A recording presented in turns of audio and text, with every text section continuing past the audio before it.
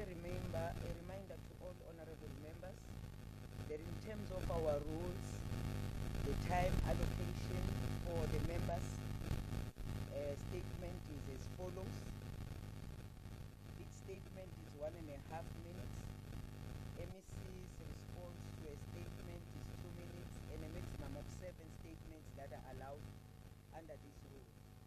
Are there any member statements?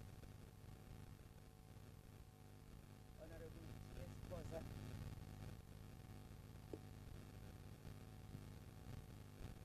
Thank you, Honorable Speaker. The ANC extends its gratitude to the Department of Cooperative Governance, Human Settlement and Traditional Affairs under the leadership of MEC Mashilo for ensuring that rural communities benefit from the rural housing program. This effort has brought hope and dignity to 15 families in Mangweni village, Bomas local municipality, who were recently handed keys to newly built government subsidized homes, transforming their lives from precarious conditions. Honorable Speaker, one of the beneficiaries, Shele, expressed a heartfelt gratitude, stating, I quote, "During rainy days, we used to sleep at my neighbor's house, fearing our own will collapse," unquote. This milestone reflects the department's unwavering commitment to its vision of delivering sustainable human settlement across Mpumalanga. It is a significant step towards providing decent living conditions for vulnerable families and building sustainable communities. So I submit. Thank you, Honorable Speaker. Thank you, Honorable Khoza. MEC. Thank you, Honorable Speaker.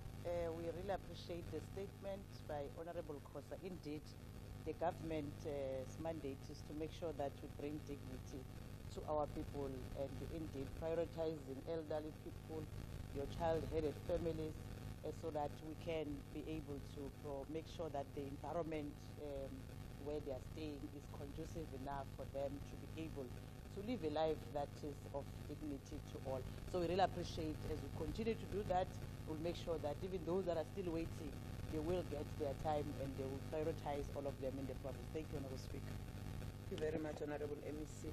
Any other member statement? Honorable Makabane.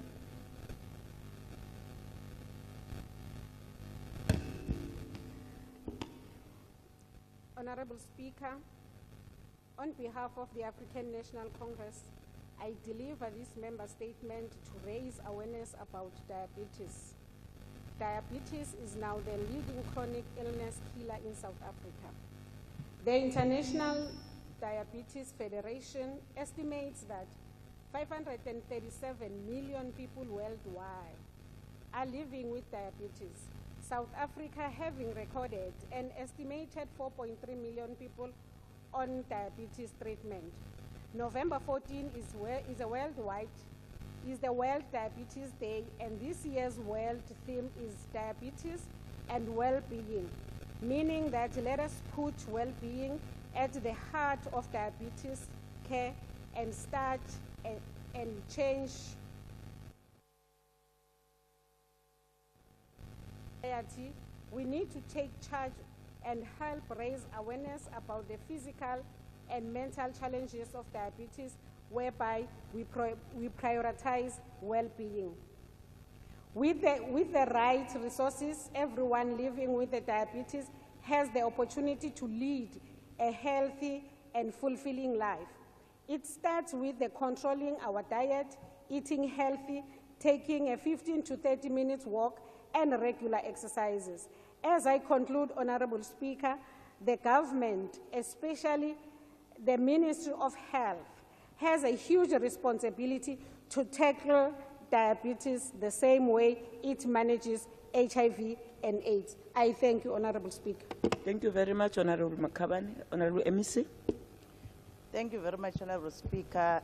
The reason why in health we focus on primary health care is that we want to make access to health care accessible for everyone, so that, and also primary health care is free, so that there's no person in South Africa that will have a challenge in terms of from time to time going to your nearest facility and check your diabetes. And indeed, we must make sure that over and above that, we use a program that we have said, Checker Imprint, where we are going to each and every community. We create awareness as far as the diseases that are there. So indeed, it's important that illness like your diabetes must not kill us when, as a province, as a department, as a country, we are able to treat it. So you must look out in terms of the symptoms that are there, your frequent urination and also your losing of weight and all these things, so that you go to a clinic. But what is important is that each and every members of this country must know their status from time to time. At least after 3 months, visit your nearest clinic so that we can check and then you can be given the necessary treatment while it's still early. Thank you very much. Thank you very much, Honorable MEC. Honorable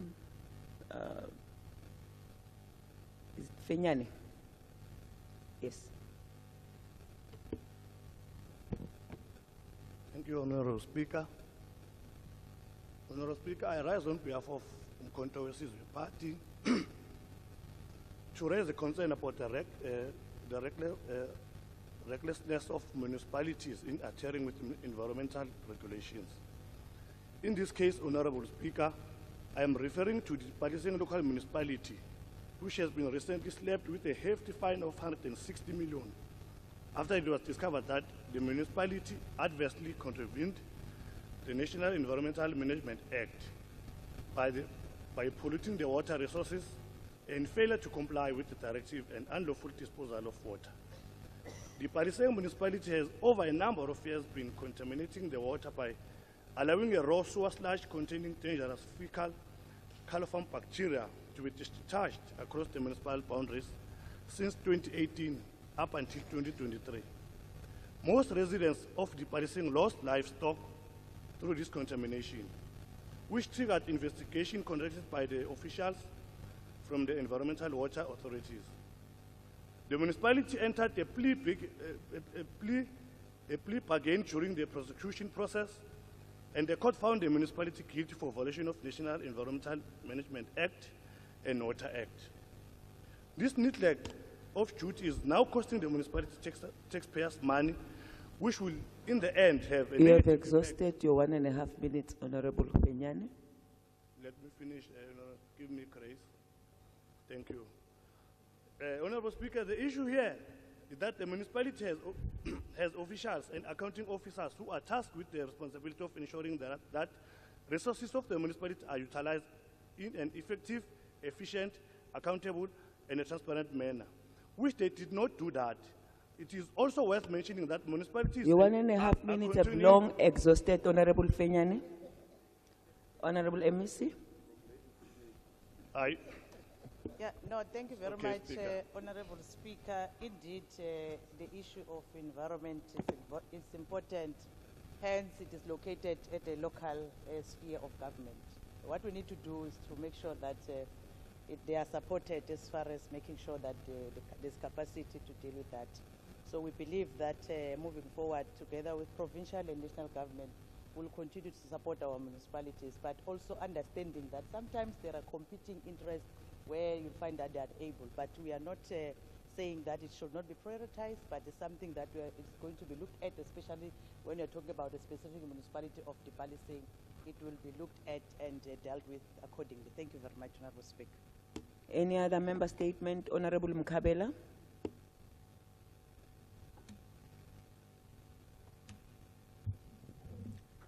Thank you, Honorable Speaker.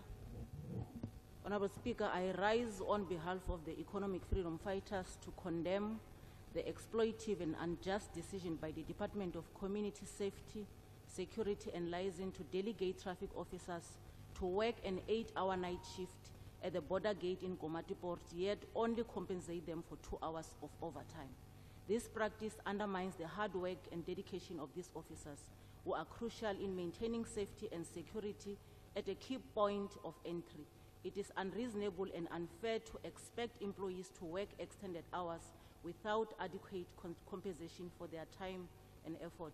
The department's action reflects a disregard for for the well-being and rights of these officers, and it is important that these officers be fairly compensated for the full hours worked as stipulated by labor law. We call for the department to take immediate action to rectify this matter by ensuring that traffic officers are paid appropriately for all hours worked, including overtime. It is vital for any public institution to uphold ethical standards and labor fairness. Thank you. Thank you, Honorable Mkabela.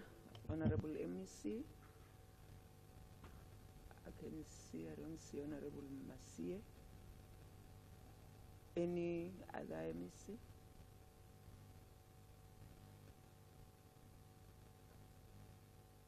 Always a pleasure. Thank you very much, Honorable Speaker, and the statement from Honorable Mkabela. It is indeed noted and it will be dealt accordingly. Thank you very much. Honorable Scaledi. Thank you very much, Speaker. I rise to deliver a statement on behalf of the Democratic Alliance. It's been more than 100 days since this new administration took office. As a matter of fact, it's been more than 120 days. In your budget and policy speech, Honorable MEC Tomo, you uttered the following, and I quote, "There has been delays to complete some strategic projects which have eroded the confidence of our client departments." You categorize them as the paramilitary village, the Mkondo boarding school, and the Middleburg Hospital because they, quote-unquote, needed special attention. You further uttered the following, and I also quote, "I have made an undertaking to finish these projects within my first 100 days." Honorable MEC, my concern is that the commitments that we make must not be taken lightly. In the same way, our commitment to the citizens of this province must not be void. The parliamentary village, which was envisioned as far back as 2013 as a means to curb government expenses, began construction in November 2017, and it had an estimated completion date of April 2020, but it has not been completed. MEC, construction of the Mkondo boarding school started in 2018, and it was supposed to be an 18-month project at an estimated cost of 200 million. Fast forward to 2024, the project is still not complete, but more than 600 million has already been spent on a project that should have cost 200 million. Honorable MEC, the new Middleburg Hospital is still not complete. The provincial government commissioned this building of this hospital in 2017 to replace the old and dilapidated Middleburg Hospital, which could no longer meet the demands of the Middleburg community. The hospital, which was said to be completed in 2020, is to date not complete. Unfortunately, the taxpayers are the ones that Your 1.5 minutes exhausted, will Honorable be forced Scaledi. to foot the escalating bill of this construction. All these outstanding projects must be completed and handed over. I so submit.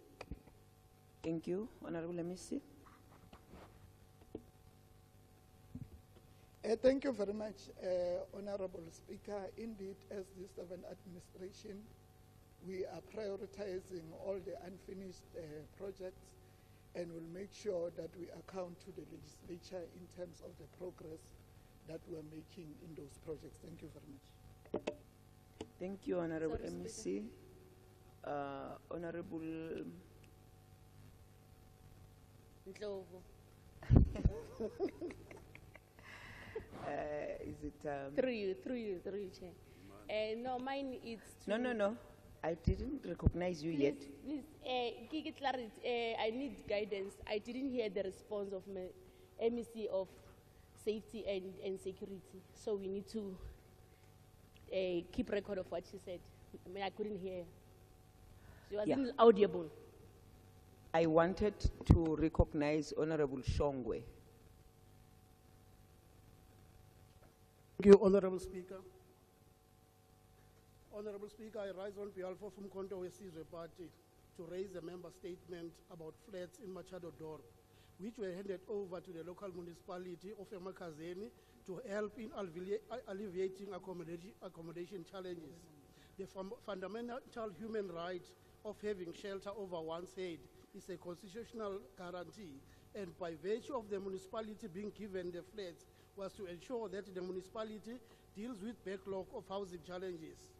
Honorable Speaker, the municipality hired Emakazeni Housing Management to manage rental of the flats on its behalf after having signed lease agreement with community members.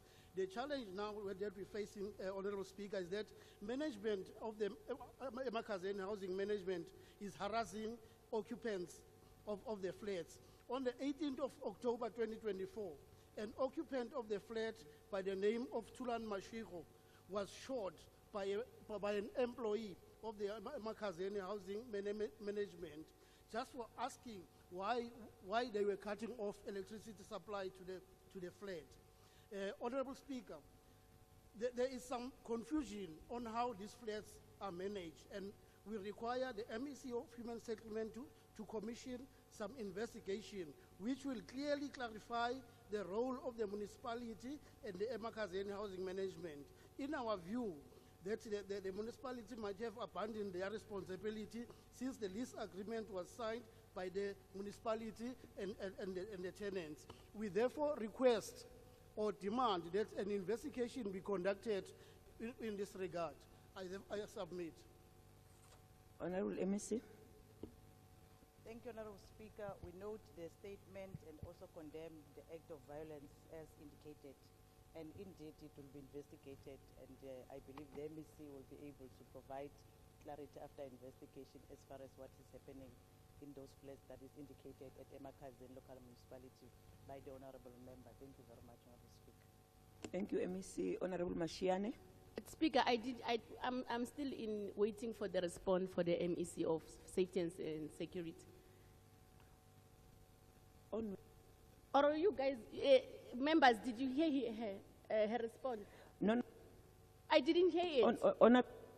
It's you. You don't have to ask other people. I'm asking you that on which statement where you did not hear the response. I'm saying safety and security, the MEC of Safety and Security. I didn't hear the response. She was not audible, that's what I'm saying. Okay, we'll ask her after Honorable Mashiane. Thank you. Thank you, Honorable Speaker. I rise on behalf of Action SA to commend the South African Police Service for taking decisive action by apprehending its own officials implicated in criminal activities in Barberton. The bold step exemplifies the commitment of the SAPS to uphold the principle of justice and accountability, even when it means acting against its own members. Corruption and misconduct within law enforcement undermine public confidence and weaken the very foundation of our justice system. The arrest of these officers sends a powerful message that no one is above the law and that unethical behavior will not be tolerated within the ranks of SAPS. Action SA applauds the SAPS leadership for their dedication by rooting out criminal elements within law enforcement. We encourage the SAPS to continue strengthening its internal mechanisms for accountability and to ensure that officers who act with integrity are supported and celebrated. Honorable Speaker, the people of South Africa deserve a police service they can trust to protect and serve without fear or favor. Today's action by SAPS brings us one step closer to restoring that trust. I thank you. Thank you, Honorable Mashiane. Honorable MEC. Thank you very much, Honorable Speaker and Honorable Mashiane. Indeed, people of South Africa, in particular Mpumalanga, deserve the service that is proper from the police services, and they deserve to be safe. And indeed, will consider all the facts that we have brought to the government, to the table, Honorable Mashiane, and indeed will attend to all those issues that we have raised. And the police, indeed, they must start by themselves not to be corrupt, for them to be able to provide proper services to the people. Let me also, at the same time, attend to the call that is made by Honorable Njo when she did not raise the statement herself. I thought it would be Honorable Mkabela who cried about the issue of not being audible. However, let me repeat myself. I said it is noted and it will be dealt accordingly. All that which has brought forward by Honorable Mkabela, it's noted, it will be attended by Honorable MEC accordingly. Thank you. Thank you very much, Honorable MEC. I think we have exhausted this round of the members' statements. We have exhausted all 7 statements. We are now moving to the next, which is the executive statement. Honorable members, I am informed that there are no executive statements. Now we are on motions without notice. Let me know if there are any motions without notice. Honorable Squaqua. Thanks very much, Honorable Speaker. Honorable Speaker, I rise to move a motion without notice on behalf of the African National Congress to applaud the Executive Council,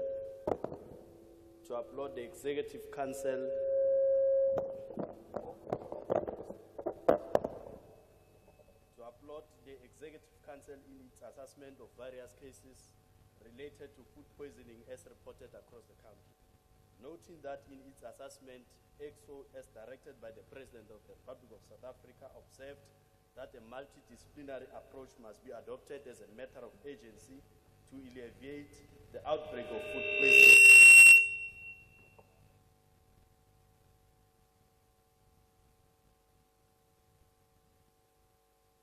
Special attention to this matter amongst its terms of reference will be to coordinate in inspection of local spaza shops to determine compliance to operational regulations and hygiene protocol of handling food.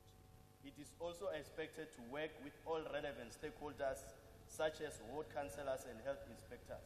We urge each one of us to take responsibility for the safety of well-being of our children. I so move, Honorable. Thank you, Honorable Squaqua. The question before this House is whether we agree to adopt this motion. Not agreed. The motion is defeated. Any other motion? Honorable D.P. Nkosi.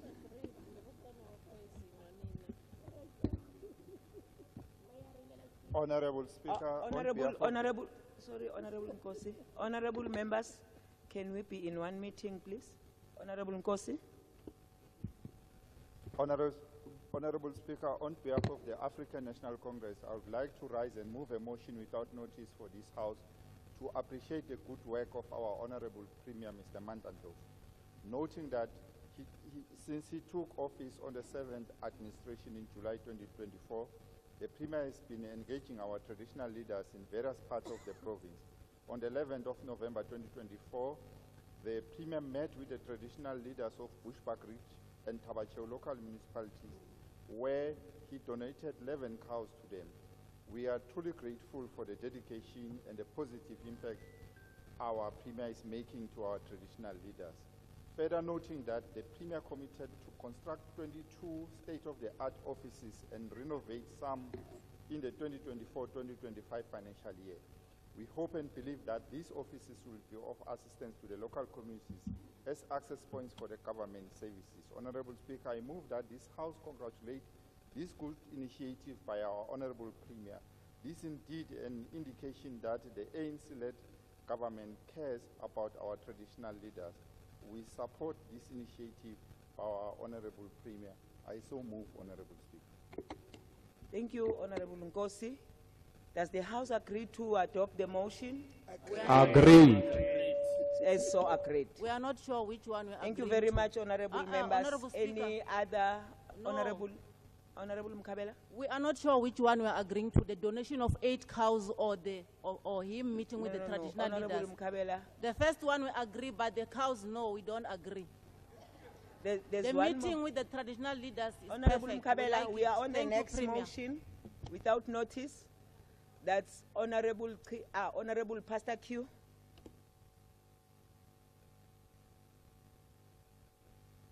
Thank you very much, Honorable Speaker.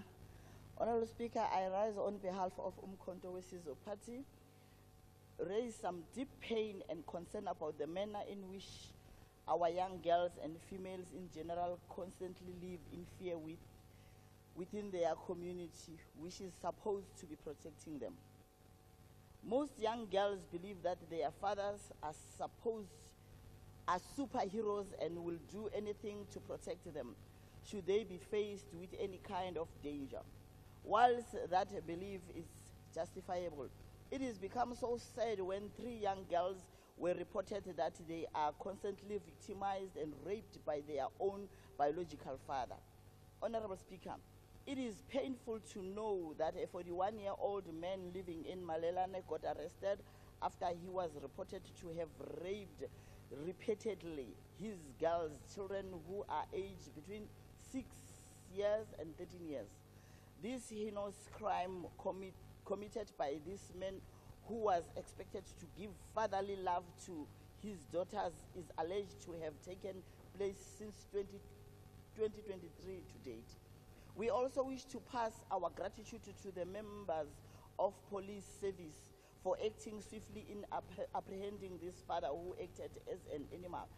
I ask all men in this legislature to stand up and join force with me to support the National Prosecution Authority, NPA, in their decision to oppose the bail application for barbaric behavior of this father. As things started, these children are believed to have suffered and traumatized. The children are currently placed in safety place and would actually need psychotherapy to be able to pass through this unfortunate situation. Honorable Speaker, we therefore call upon communities to always be on the alert and report to the police any suspicious and unbecoming behavior taking place around our beloved young girls and female colleagues. We also call for active policing and visibility to ensure that our girl children are forever safe and are able to live their young lives without fear. I am also convinced, Honorable Speaker, that the justice system and NPA will show no mercy to the perpetrators and oppose the bail application. In closing, Honorable Speaker, what kind of a father does what this man did to her children, and I call upon all fathers and male colleagues to ensure safety of our children and say no in our name. I so move. Thank you, Honorable Demande. Does the House agree to adopt the motion? Agreed. Yes, so agreed. Agreed. Any other motion? Honorable Sikaledi. Thank you very much, Speaker. I rise on behalf of the Democratic Alliance to deliver a motion without notice. The DA notes with deep concern the escalating crime and lack of effective police intervention in Mpumalanga Township, Mpumalanga. Residents are increasingly unsafe due to inadequate resources, unresolved cases, and poor service delivery at the Mpumalanga Police Station. The Mpumalanga Police Station operates with only 9 functional vehicles, and that is on a good day out of 20, hampering response times in times of emergencies. The overworked detectives handle over 150 cases, impeding on thorough investigations. The station has faced community outrage over unresolved and sensitive cases, including the murders of children such as Tingo Mahlangu and Kayono Pakeni. The community of Mpumalanga have also highlighted delays and unresponsiveness, with the police station gates allegedly being locked at critical times. Recent crime statistics reveal a worrying increase in violent crimes, including child abductions and murders in Mpumalanga. Persistent issues such as contact crimes and thefts compound the community's vulnerability. With that being said, I am concerned that Mpumalanga is becoming an undeclared war zone. Residents have expressed a loss of confidence in the station's ability to ensure safety, citing negligence and procedural inefficiencies. Therefore, we as the DA are calling for the following: the immediate allocation of operational vehicles and resources to the Mpumalanga Police Station, which is highly overpopulated; deployment of additional detectives to alleviate workload pressures; the establishment of a dedicated task force to address unresolved cases and improve investigation outcomes; regular communication engagement and transparent reporting to restore public trust; and provincial oversight to ensure accountability and resource management at that particular police station. I so move. Thank you, Honorable Sikaledi. Does the House agree to adopt the motion? Does the House agree to adopt the motion?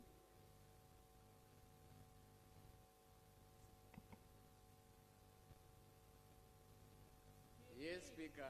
Yes, Speaker. Yes, so agreed. The GNU niyamjikela. Niyamjikela GNU. Chibi. Ima kancane baba. Honorable Nkambule. Thank you, Speaker.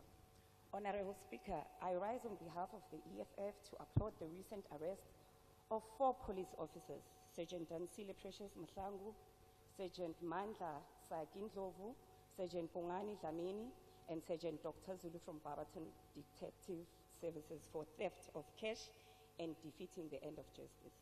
The accused allegedly raided the Zamazama boss house and stole an amount of 1.8 million. They remain in custody. In their postponement application, with their case postponed for the bail application today, 19 November 2024. This serves as a reminder that law enforcement officers are above the law and should be held accountable for any illegal activities they engage in. We call for the Department of Safety, Security and Liaison, together with the SAPS to ensure that this case is handled with transparency and fairness, so that any officers found guilty face appropriate consequences. This is important to maintain both the integrity of the justice system and also reinforce the principle that no one is above the law. I so move. Thank you, Honorable Nkambule. Does the House agree to adopt the motion? Agreed. As so agreed. Honorable Weber.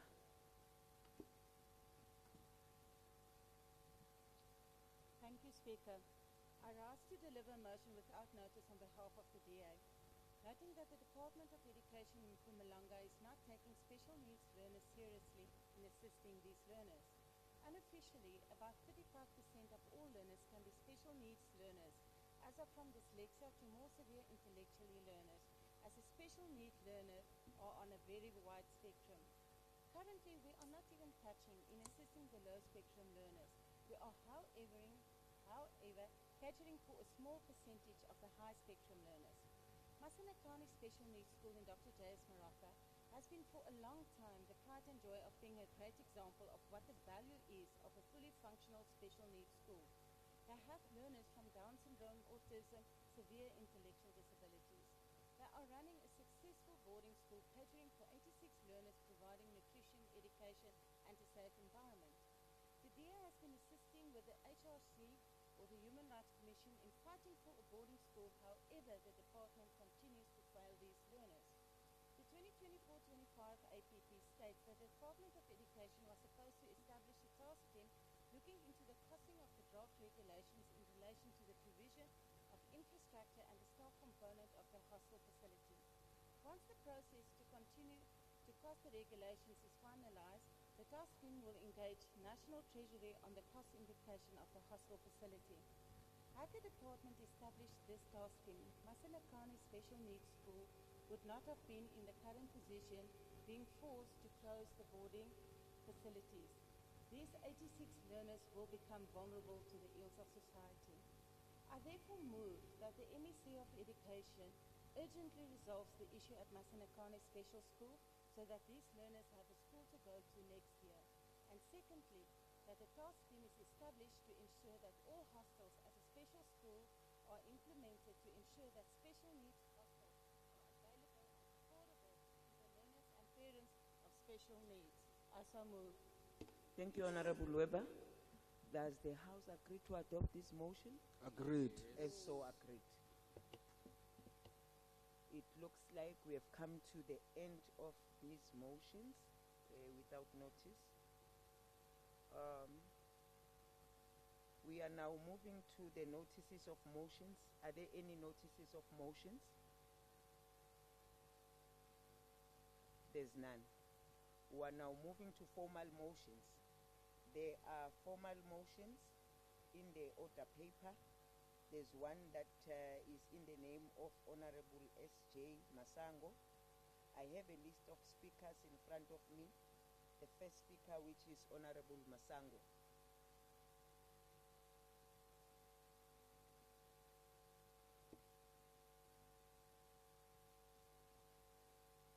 8 minutes is allocated, Honorable Masango. Yeah.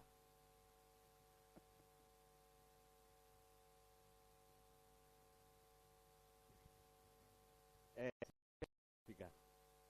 Honorable Speaker, I want to thank you for offering this August House an opportunity to debate this very important issue that is not only affecting Mpumalanga, but South Africa as a whole. Honorable Speaker, the Constitution in the Bill of Rights, Section 11, guarantees the right of life. But the question is, how do we guarantee this while people are suffering of hunger? There is a book in Sepedi called Mulatumping. This book means you borrow money from Umashonisa like the old people are doing. They eat, make sure that there is food on the table, but the problem is Mulatu Umpi. Poverty has no age, poverty has no color, poverty affects everybody. You can't postpone hunger. The latest statistic shows that Mpumalanga has a population of 3.5 million. It has a poverty head count of 3.5 out of 5. The March 2022 Socio-Economic Review and Outlook of Mpumalanga report shows that 50.8% are living below the lower bound poverty line of 810 rand per month. The unemployment rate in Mpumalanga is at an acceptable level or rate despite the recent low improvement. The unemployment rate is 36.2% and the expanded rate is 47.8%, which means in Mpumalanga 5 out of 10 people are sitting at home. The valid question is, what is the cause of unemployment and poverty? Just remember, unemployment is actually the biggest cause of poverty. My colleague will speak about the possible solution to reduce this poverty. Mpumalanga is one of the rural provinces that was created by the apartheid regime. The majority of people were staying there, but have now so far moved. When the new democratically elected government took over, they closed down and neglected the industrial development corporations that some people in the rural areas depended on them as work opportunities. The further closing down of the very powerful coal power stations in Mpumalanga, which automatically also led to partially closing down of coal mines that supply the very same power station. This was done without taking into consideration any other alternative job creation strategy. Today, if you drive through big towns in Mpumalanga, every stop or a robot, you come across many job seekers. Looking directly into their faces, it is written poverty. Visiting small towns and rural areas, the majority of young people, through psychological stress, have resorted to alcohol or drugs just to drive a day. Also, looking at their faces, it is written hopeless and poverty. Many young talents have been destroyed by unemployment, lack of business opportunities, and talent exploring through a support system. The number of mentally ill people seen on the streets and roads have increased. The number of homeless people have also increased because of poverty. People from rural areas are flocking to urban areas for possible job opportunities, but unfortunately, there is none. Land grabs and shack dwellers are increasing because of urbanization. Corruption and state capture made the poor poorer, thus increasing poverty. Like in the old days, job was reserved for whites. In the new dispensation, it became tenders for the connected, job for Pauls, food parcel for card-carrying members, leaving the majority of South Africans with nothing to earn, but depended on handouts from government. The handouts and corruption depleted the coffers of government. Today, we have budget cuts and less service delivery to the people due to no funds. The vacancy rate is shocking high in government departments. Government projects before being completed, the cost is double or triple the original amount. Government departments and municipalities, now they don't even buy a simple toilet paper from ShopRite or the manufacturers, but through a middleman who charges government 4 times the amount of a single toilet paper. Honorable Speaker, as we speak now, this government, despite the Auditor General findings on the same matter, this government continues paying ghost employees. MECA has become a milking cow for corrupt officials. Livestock loaned to emerging farmers is not refunded back to government, but officials start their own farming. Currently, we have special relief for distress grants of 350 a month. It is money, let's not make a mistake, but paid mostly to the youth that is already in deep alcohol and drugs. Just think about the total amount of this grant, monthly and yearly, and find out how much it is. The money on a yearly basis could be channeled to job creation initiatives, like constructing new companies and factories for people to earn a decent salary. But unfortunately, it is going to the waste by destroying the young talents. You are left with 1.5 minutes, Honorable Masango. The petrol and diesel price increase have pushed the food price so high, and increasingly the cost of living to a high level. The majority of South Africans can't even afford the basic food like bread. The 1% VAT increase was an unfortunate one due to state capture and at a time when people were already struggling to make ends meet. Somlomo, kadeni abantu bekhethu bebadla umratha, bachebe ngenranga zomgade, bachebe ngehlama, bachebe nangokhunye bakhonawo. Namuhla abakhoni nokuthenga ipuphu. The municipality yearly tariff increase exacerbated by Eskom.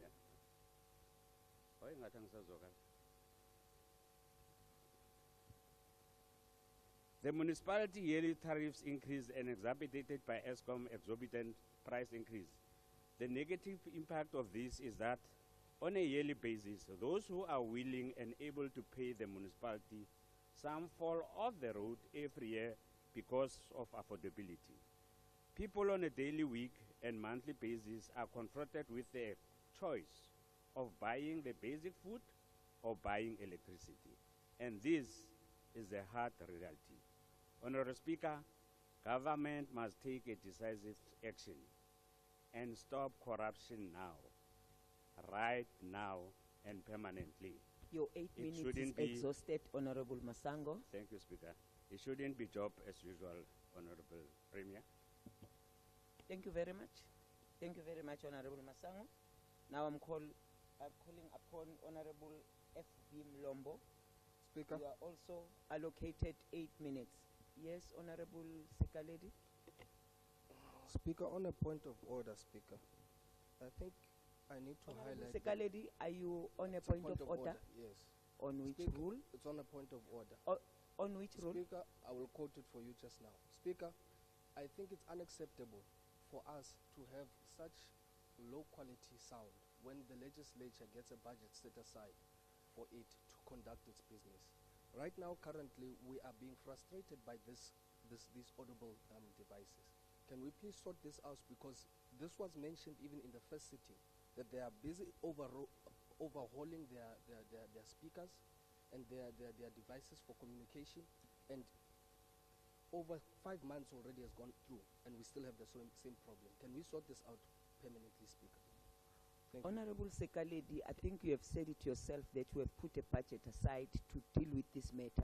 We're in the process of correcting this situation. That is why we have put the budget aside, because we have noted the challenge. Honorable Mulombo.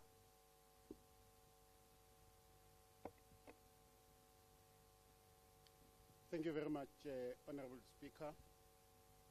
Let me take this opportunity to greet you, Honorable Speaker, and the Deputy Speaker in absentia, the Honorable Premier, the Honorable Leader of Government Business, the members of the Executive Council, the Chief Whip and Deputy Chief Whip of the Majority Party, the Deputy Chair of Chairs, my colleagues in the Provincial Legislature, the media, and all our guests, ladies and gentlemen. Honorable Speaker, we take this opportunity to thank Honorable Masango for bringing this topic for debate, this topic on ending poverty. This topic is a fundamental, important topic. It is vital and compulsory question which in an ideal world, it is supposed to be engaged upon by all legislatures, both provincial and national. It should be engaged upon in all global and national institutions across the globe. It is fundamental because it talks to our human existence. It talks to the unacceptable reality in this world where more than 1 billion people in Africa, to be exact, Honorable Speaker, where 1.3 billion people in Africa are subjected to extreme poverty. This question is a fundamental prerequisite towards building what we call a just and better world. A world where human beings will treat each other as equals, a world where human beings will be treated as humans, a world where human beings will be treated with dignity and respect. It should therefore, this question should therefore be a priority and a standing question in the agenda of global institutions like your United Nations, your BRICS, your G20, your African Union, and the World Trade Organization. Let me hasten, Honorable Speaker, to say that African countries are doing their best to end poverty. But these African countries are not likely to succeed until there is a political paradigm shift to change the capitalist mode of production and the capitalist relations of production. As long as the capitalist mode of production and imperialist mode of production exists, as long as the African countries continue to allow their economy to be owned and controlled by capital at the exclusion of the majority in these countries, then the debate about the impact of poverty in Africa will remain permanently. As long as African countries continue to allow the production relations where workers are regarded as slaves and do not have control and ownership in the production process, then we will continue, Honorable Speaker, to debate about worsening poverty in Africa, because it is always said that the base determines the superstructure.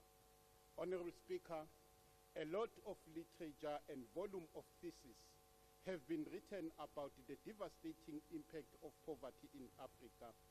And one of the contributors to this debate and one of the contributors to this question is Jeffrey Sachs in his book, The End of Poverty. Jeffrey Sachs is an economics and public policy analyst. He specializes on issues of economic development and sustainable development. He was a lecturer specializing in economics at the Howard University in Cambridge. He was the special advisor to the then Secretary General, Kofi Annan. In his thesis, in the book, The End of Poverty, Jeffrey Sachs argues as follows: that poverty in Africa is a perfect storm, that Africa has vast hectares of land and mineral resources, but its people suffer from extreme poverty and grilling poverty, that thousands and millions of Africans die from curable diseases that could be prevented, that most African countries have not even put their foothold on the ladder of economic development, success, and prosperity, that the imperialist countries have used the military force and political strength during and after the era of colonization to extract the wealth of Africa from the African countries and left them poor and vulnerable. Jeffrey Sykes continues to argue that poverty will not end in Africa unless the land, which is the national capital, is brought back to the rightful owners so that they can cultivate the land and grow their own food to feed their families so that they eat what they produce. He argues that poverty will not end in Africa unless the economy of Africa is used to develop the productive in the African continent, and unless there is a deliberate investment in the business capital in those African countries. That poverty will not end in Africa and in Mpumalanga unless the superstructure of our economy, which are the judiciary, You are left with the less courts, than 1.5 the police, minutes, Honorable are Mlombo. transformed to save the people. Yes, Honorable Speaker, in Mpumalanga and South Africa, the African National Congress is doing its best to end poverty because the African National Congress is leading a program which is radicalizing the social security system, a program which is extending agriculture projects to the poor, a program which provides support and help to establish SMEs for mostly the youth and the most vulnerable, a program which actively encourages the establishment and funding of cooperatives, a program which is accelerating a radicalization of the provision of water, electricity, and houses, a program which provides school nutrition to our people, a program which provides free basic education and free basic health care.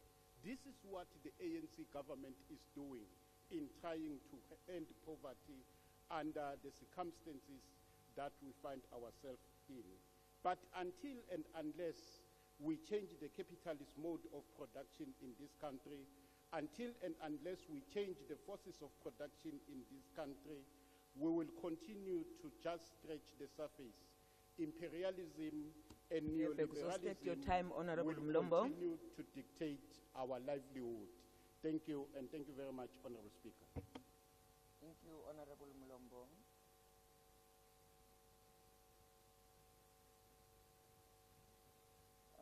Our next speaker on the list, I'm trying to be paperless. Now, isibalekile le list yami. But Speaker, we can't hear you. You're talking alone. Okay. Now I am now calling upon Honorable Gipping Umayo. 5 minutes allocated.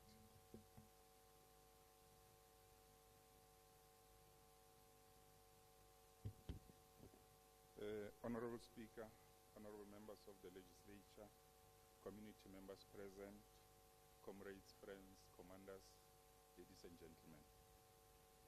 Speaker, lexi xi ximekaka xikongomelo xo herisa vusweti eMpumalanga xi yime tanihi ribye ra xisekelo ra vumbiwa bya MK Party. Misinya ya hina leyi kongomisaka yi dzime timintsu eka ku nyika matimba eka vaakatiko, eka vanhu lava hi vhakachelaka eMpumalanga na le ka nhluvukiso wa hina tanihi vaakatiko va South Africa. Kambe sweswo swi lava vululami na vutshila lebyi humaka eka lava va hi rhangeleke, lava va nga laviki ku teka responsibility eka leswi swi humelelaka eMpumalanga emhakeni ya vusweti. Hi ntumbuluko vusweti i xilo lexi xi tirhisaka hi vanhu van'wana, laha lavo hetelela va xi tirhisaka va kumaka dyondzo kumbe va kumaka vutomi lebyi nga tshamisekangiki. Nsika yo sungula ya maqhinga ya hina eka MK Party. Kancane Honorable Nqumayo, Honorable Masango. Yeah, sorry to interrupt, Speaker. Speaker, I thought we will be having some interpreters so that we can all follow, but it seems the systems are not working.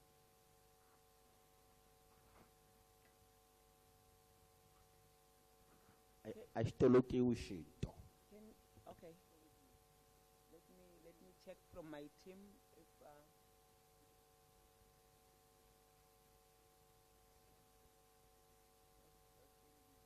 have you tried it? Honorable Masam, is not working?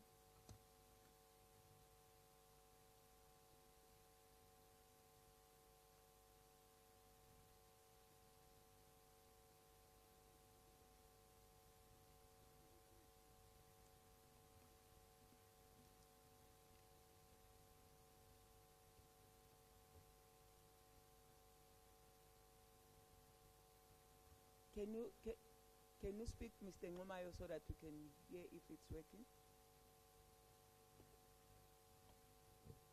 Inkomu Speaker, ibyin'wana bya vusweti lebyi hi nga na byoho eSouth Africa ku va van'wani va hina va nga tivi ku vulavula tindzimi hinkwato leti nga koho la eSouth Africa, kambe hi ta swi lunghisa loko nkarhi wu karhi wu famba.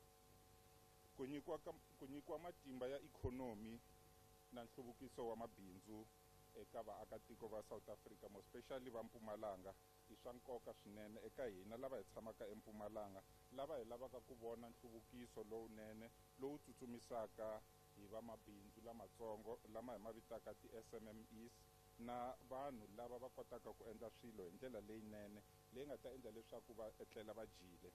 Kambe miganga ya hina, va mabindzu va hina, swiphaza swa hina leswi tekiweke hi vanhu lava humaka ehandle swi endla leswaku vutomi bya hina byi nga tshamiseki hi ndlela leyinene.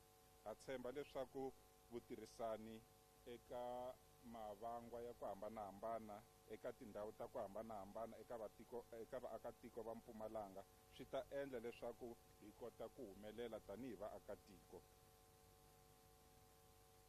Xivandla lexikulu lexi hi xi tirhisaka tanihi MK Party eka vumbiwa bya hina hi endlela swoho leswaku vaakatiko va South Africa va kota ku tinyiketela ku herisa vusweti kusukela ekaya, leswi va swi dyondzaka exikolweni na leswi va hetelelaka va swi endlile etiyunivhesiti.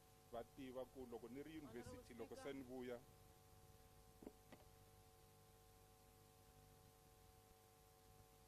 Honorable Mkhabela.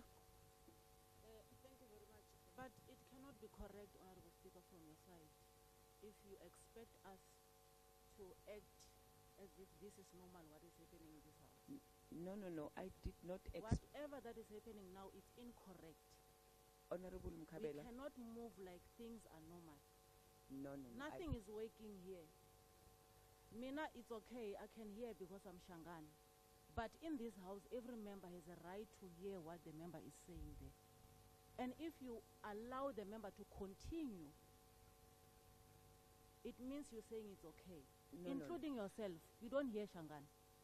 You can't tell me that you hear Shangan. I wish Steve is Shangan. So allow the IT people to come and fix this thing. Let's adjourn for 5 minutes or 10 minutes. They fix. We come back. We sit here and listen properly. Because this thing of coming one by one, nothing is working here. They cannot come and add and these things for working. They've never worked before. Can I address it then? Can we adjourn and then they fix?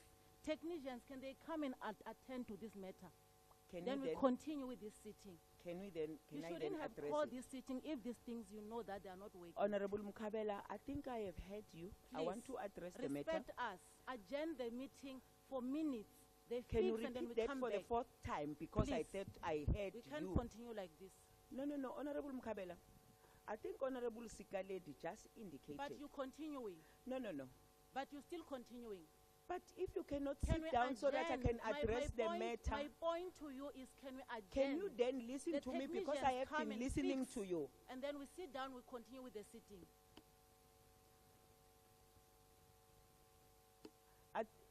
No, Honorable Must not Mkhabela, speak no. but the- No, Honorable Mkabela. Akira was sitting down. No, They no, must no. not switch.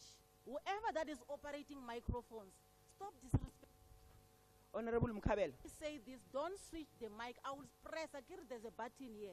I will press myself. Akira, I pressed it But on. Honorable Mkabela, I have given you enough opportunity, but I have listened to you, but you don't want to listen to other people. It is not correct. I think I've been quiet and I've been listening to you. Allow me to speak as well, because I've allowed you an opportunity to speak. I think that's how we need to operate. Let's give each other an opportunity to talk so that we're able to listen to one another. I think all of us who are noting the challenge, as it has been said, that we have noted that there's a challenge with the system. That is why we have put this budget aside so that we can correct this situation. But of course, right now, I have been interacting with the team so that we can see what best can we do. That is why you have been seeing us. I think we're going to give Honorable Ngumayo an opportunity again so that he can start afresh. I was trying to get a sense which is the best opportunity or the best option that we can deal with this matter so that all of us can hear. It is true that I cannot hear Shangan, but of course we're trying to see which means that we can do. It's a problem that we're having right now, but it's a problem that we're working on it. Follow up. The problem is that we are taking this matter emotional. No. And, you don't have to be. No, I'm not taking it emotional. You don't have to be. And sometimes when you raise issues, just close your eyes and then don't look into this red, because you may think I'm raising this because I'm here wearing red overalls. No. Honorable Speaker, they cannot test the Honorable machines. Mkabela, They cannot test the machines while we are sitting But here. let us Can we address. adjourn for 5 or 10 minutes? They correct, we come back. I They was can't test the addressing- machines when we are here one by one. No. No. I think we have noted now that this system is, because we have not been using it. No, Honorable Mkabela. You are emotional, but you are saying I must not be emotional. Let us not be emotional, all of us. We are dealing with the situation that we have not used this system, especially the one for interpretation. We only noted now that it is not working because we haven't used it previously. Now that we are seeing that there's a challenge, I am allowing the process that let us correct it. Can we then adjourn this meeting for 10 minutes and let's see if this can be corrected?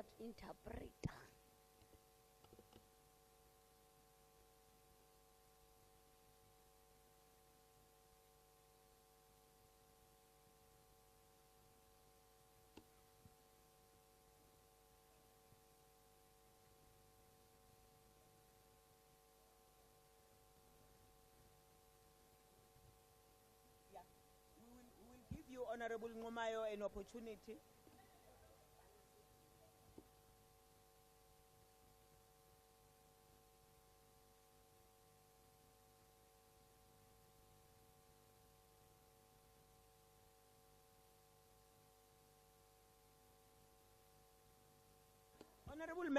Honorable members, I request that we don't go far as they are busy dealing with it so that we can come back quickly.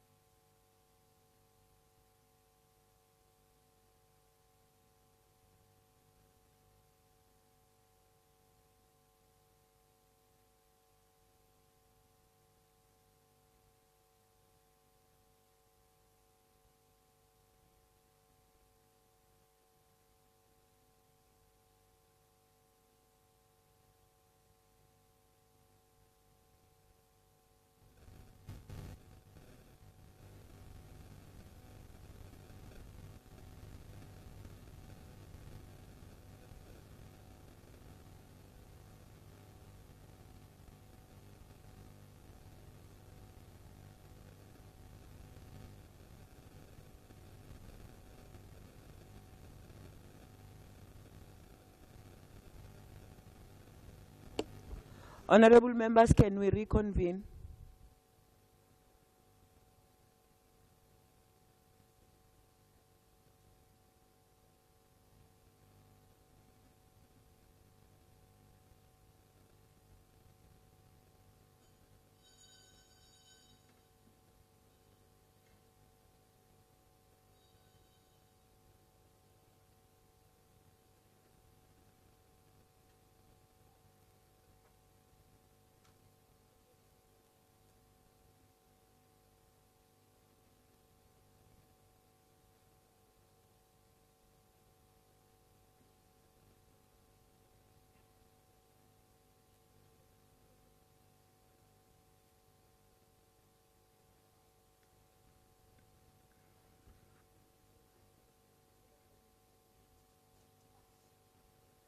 Okay, honorable members, as we are reconvening, I think there has been an engagement by honorable whips from the parties that a humble request be made that for the situation that we are faced with at this present moment, where possible, honorable members use the language that can be understood by all. But in the event where that is not possible, we are also bringing our interpreters to come forth, though that is going to be time consuming, but we are going to allow them to come here. As the members speak, they will be interpreting on the other side. So that is what we are pleading, honorable members. We know that this is not a very good situation, but I think the business of the day must continue. We are now going to call upon Honorable Ngumayo to continue. We are going to give back your 5 minutes so that you just start afresh and allow everyone to hear what we are presenting before this House. Thank you very much. Thank you very much, Honorable Speaker.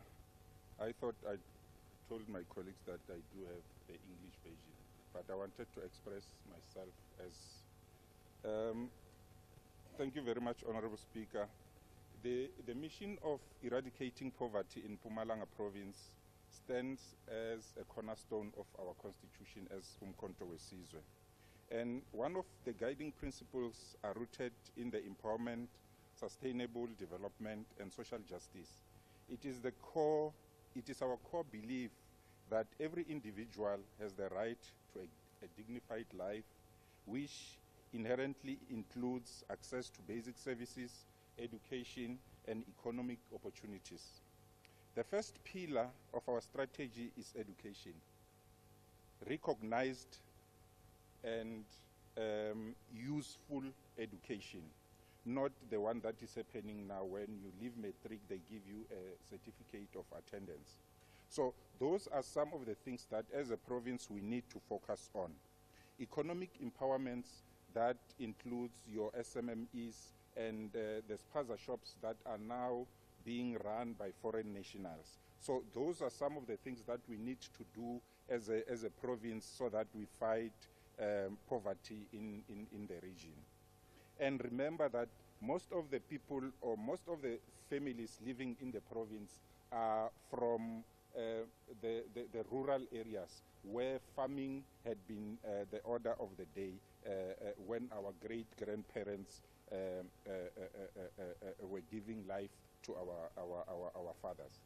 We also believe that partnerships are the key achievement of these goals, collaborating with both local and international markets so that we can be able to give our people jobs, we can be able to give families food, we can also give children better education in the agriculture industry. A significant aspect of our approach is the emphasis on social inclusion and community involvement. The Umkhonto weSizwe Party, we are committed to empowering local businesses, including the spaza shops that are now hijacked by the foreign nationals. So those are some of the things that we need to have as a province. Our commitment on eradicating poverty is strengthened through partnership, serious and important partnerships with the farming industry. I recall when the Premier spoke about job creation in the province, where he spoke about jobs in the farming industry. How are you going to do that with the foreign nationals occupying the space, with the white Boers, you know, separating the locals from the foreign nationals, and giving preference to the foreign nationals in all what they do in the farming industry, so that they can give them less pay at the end of the day.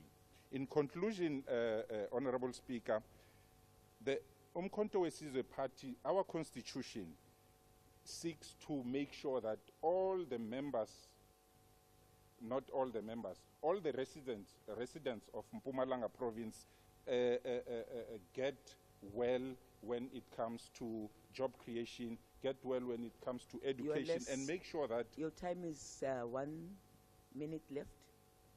Thank you very much, Speaker. So we are focusing on education, economic empowerment, infrastructure, and social inclusion. Honorable Speaker, it is very important that together we create a brighter, more prosperous future for all residents of Mpumalanga, and realize that the vision will help our children go well in the future when we are no more there. Thank you very much, Honorable Speaker. Thank you very much, Honorable Ngumayo. Our next speaker on the list is Honorable Tribi. 4 minutes allocated.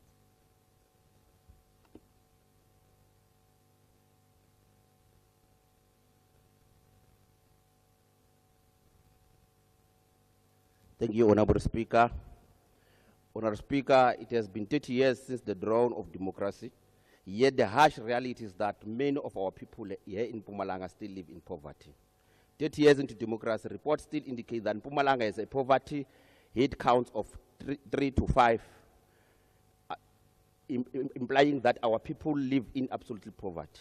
30 years into democracy, Mpumalanga has one of the lowest average incomes in South Africa, with 50.8% of population earning below poverty line of 810 per month.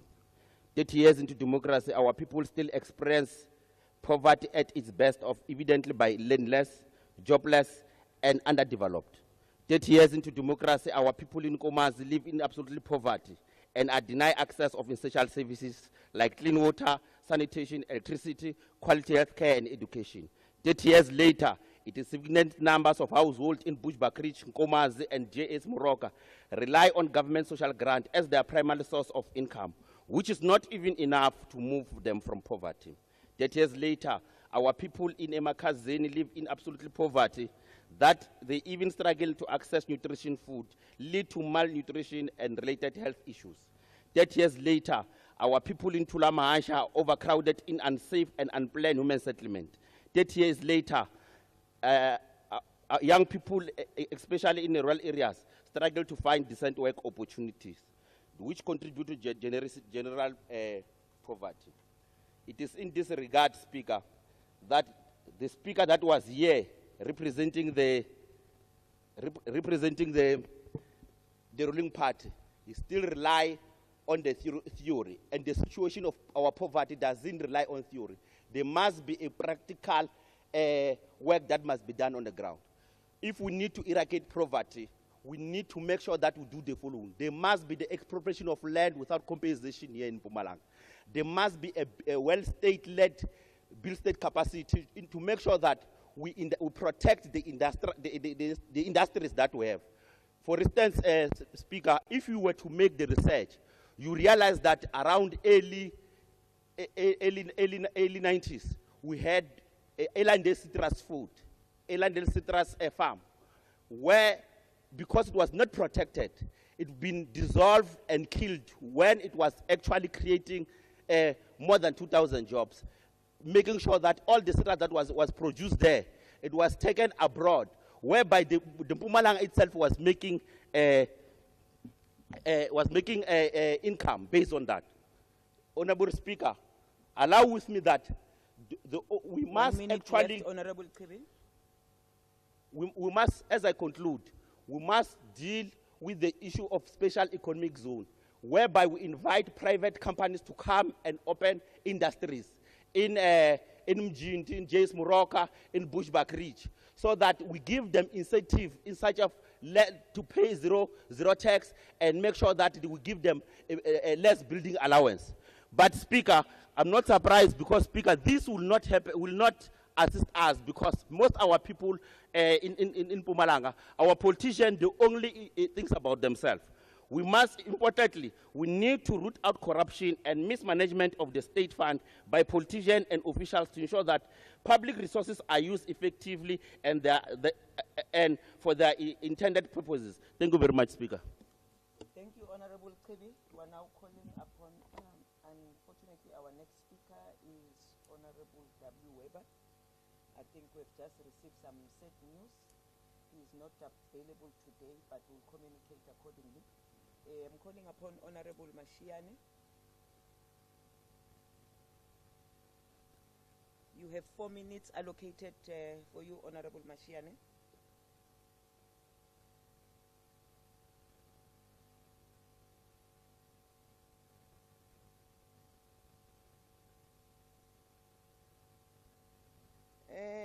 Good morning, ladies and gentlemen. Thank you, Speaker.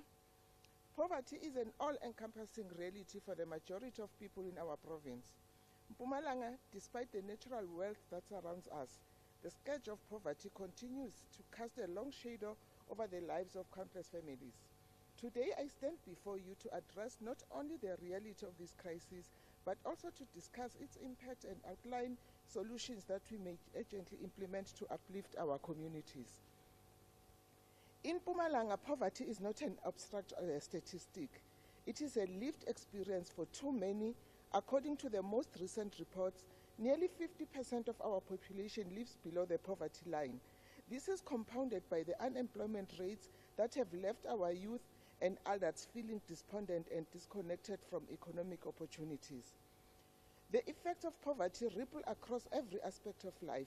Without stable income, households cannot access quality education, leaving the next generation trapped in the same cycle of deprivation. Healthcare suffers as families lack the resources to seek medical attention when they need it most. Poverty drives crime, social unrest, and despair as people turn to desperate measures to survive. Agriculture, once the backbone of our provincial economy, has suffered due to neglect. Many communities with fertile land are unable to farm effectively due to a lack of skills, tools, and access to markets. While these realities are sobering, they are not insurmountable. To eradicate poverty, we must act decisively and with purpose. We need to revitalize agriculture. Agriculture holds the key to economic empowerment for many in Mpumalanga. We need to focus on revitalizing this sector by providing targeted support to smallholder farmers. This includes offering financial assistance, modern equipment, and training to help them scale their operations. Additionally, we must establish cooperatives that allow farmers to pool resources and market their produce effectively. On skills development, education and training are pivotal in breaking the cycle of poverty. We must invest in skills development programs that prepare our youth and adults for the demands of the modern economy. At the same time, we need to establish partnerships 1.5 minutes left. With industries to offer internship and apprenticeship. Access to land and infrastructure is the most important thing. Strengthening of safety nets. While long-term solutions are implemented, social grants and food security programs remain critical. These measures provide immediate relief to those in desperate need. Ladies and gentlemen, the fight against poverty is a fight for dignity, justice, and equality. It is a fight we cannot afford to lose. I urge each one of us, from government officials to community leaders and private citizens, to play our part in turning the tide against poverty. Together we can build a better Mpumalanga. I thank you, Speaker. Thank you very much, Honorable Mashiane. May we humbly request Honorable Shongwe just to take off his head in the House. Thank you very much. We are now calling upon Honorable T.G. Skosana.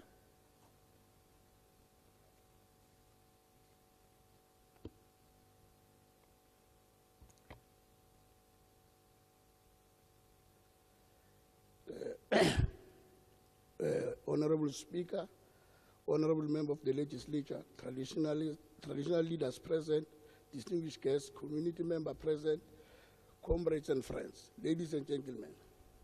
Honorable Speaker, I'd like to acknowledge the presence of the leadership of Umkhonto Wesizwe from the province that led by Comrade Pro.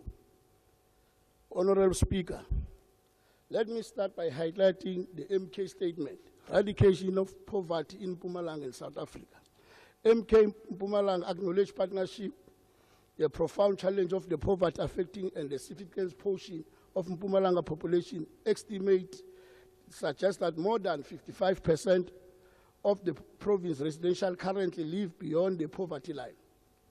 Despite the region wet in mineral resources such as coal, aligning with the core vision and values, we are committed to deploying innovative solutions that address this pressing issue in minerals.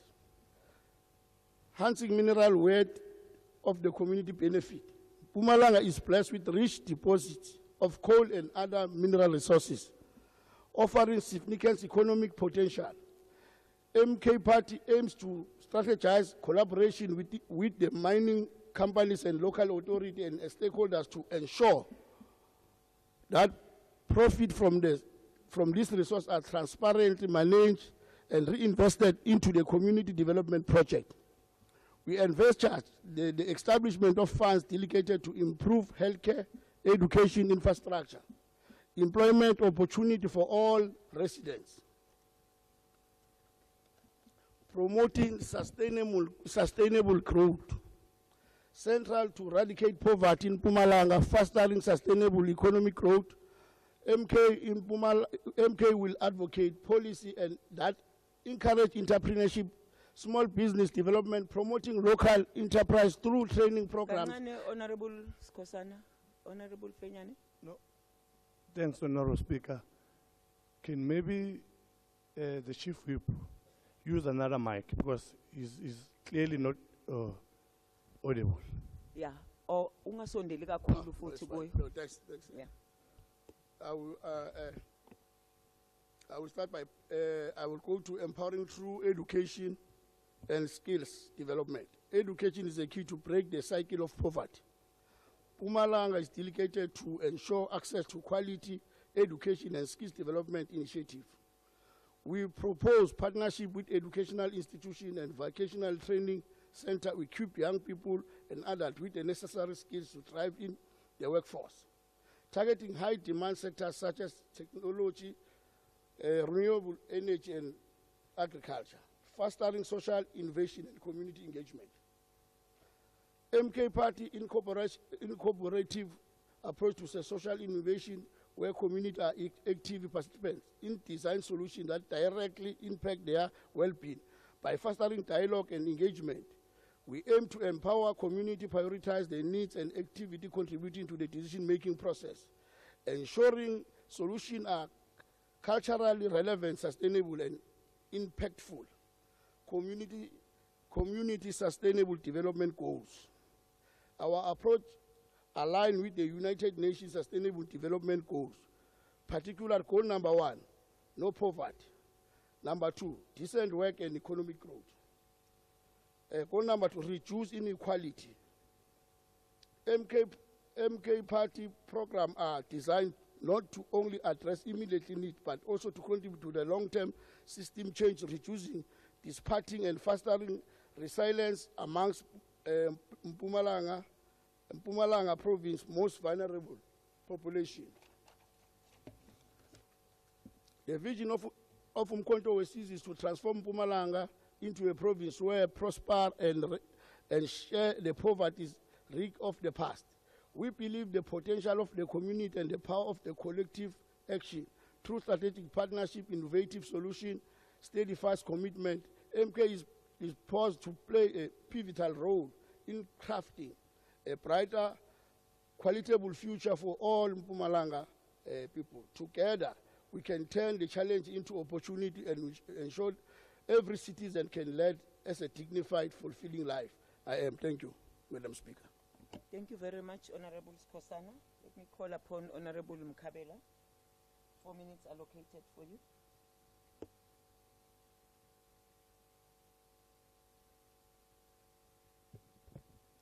Speaker Wamaoksaseka, nkombela 4 minutes ya web.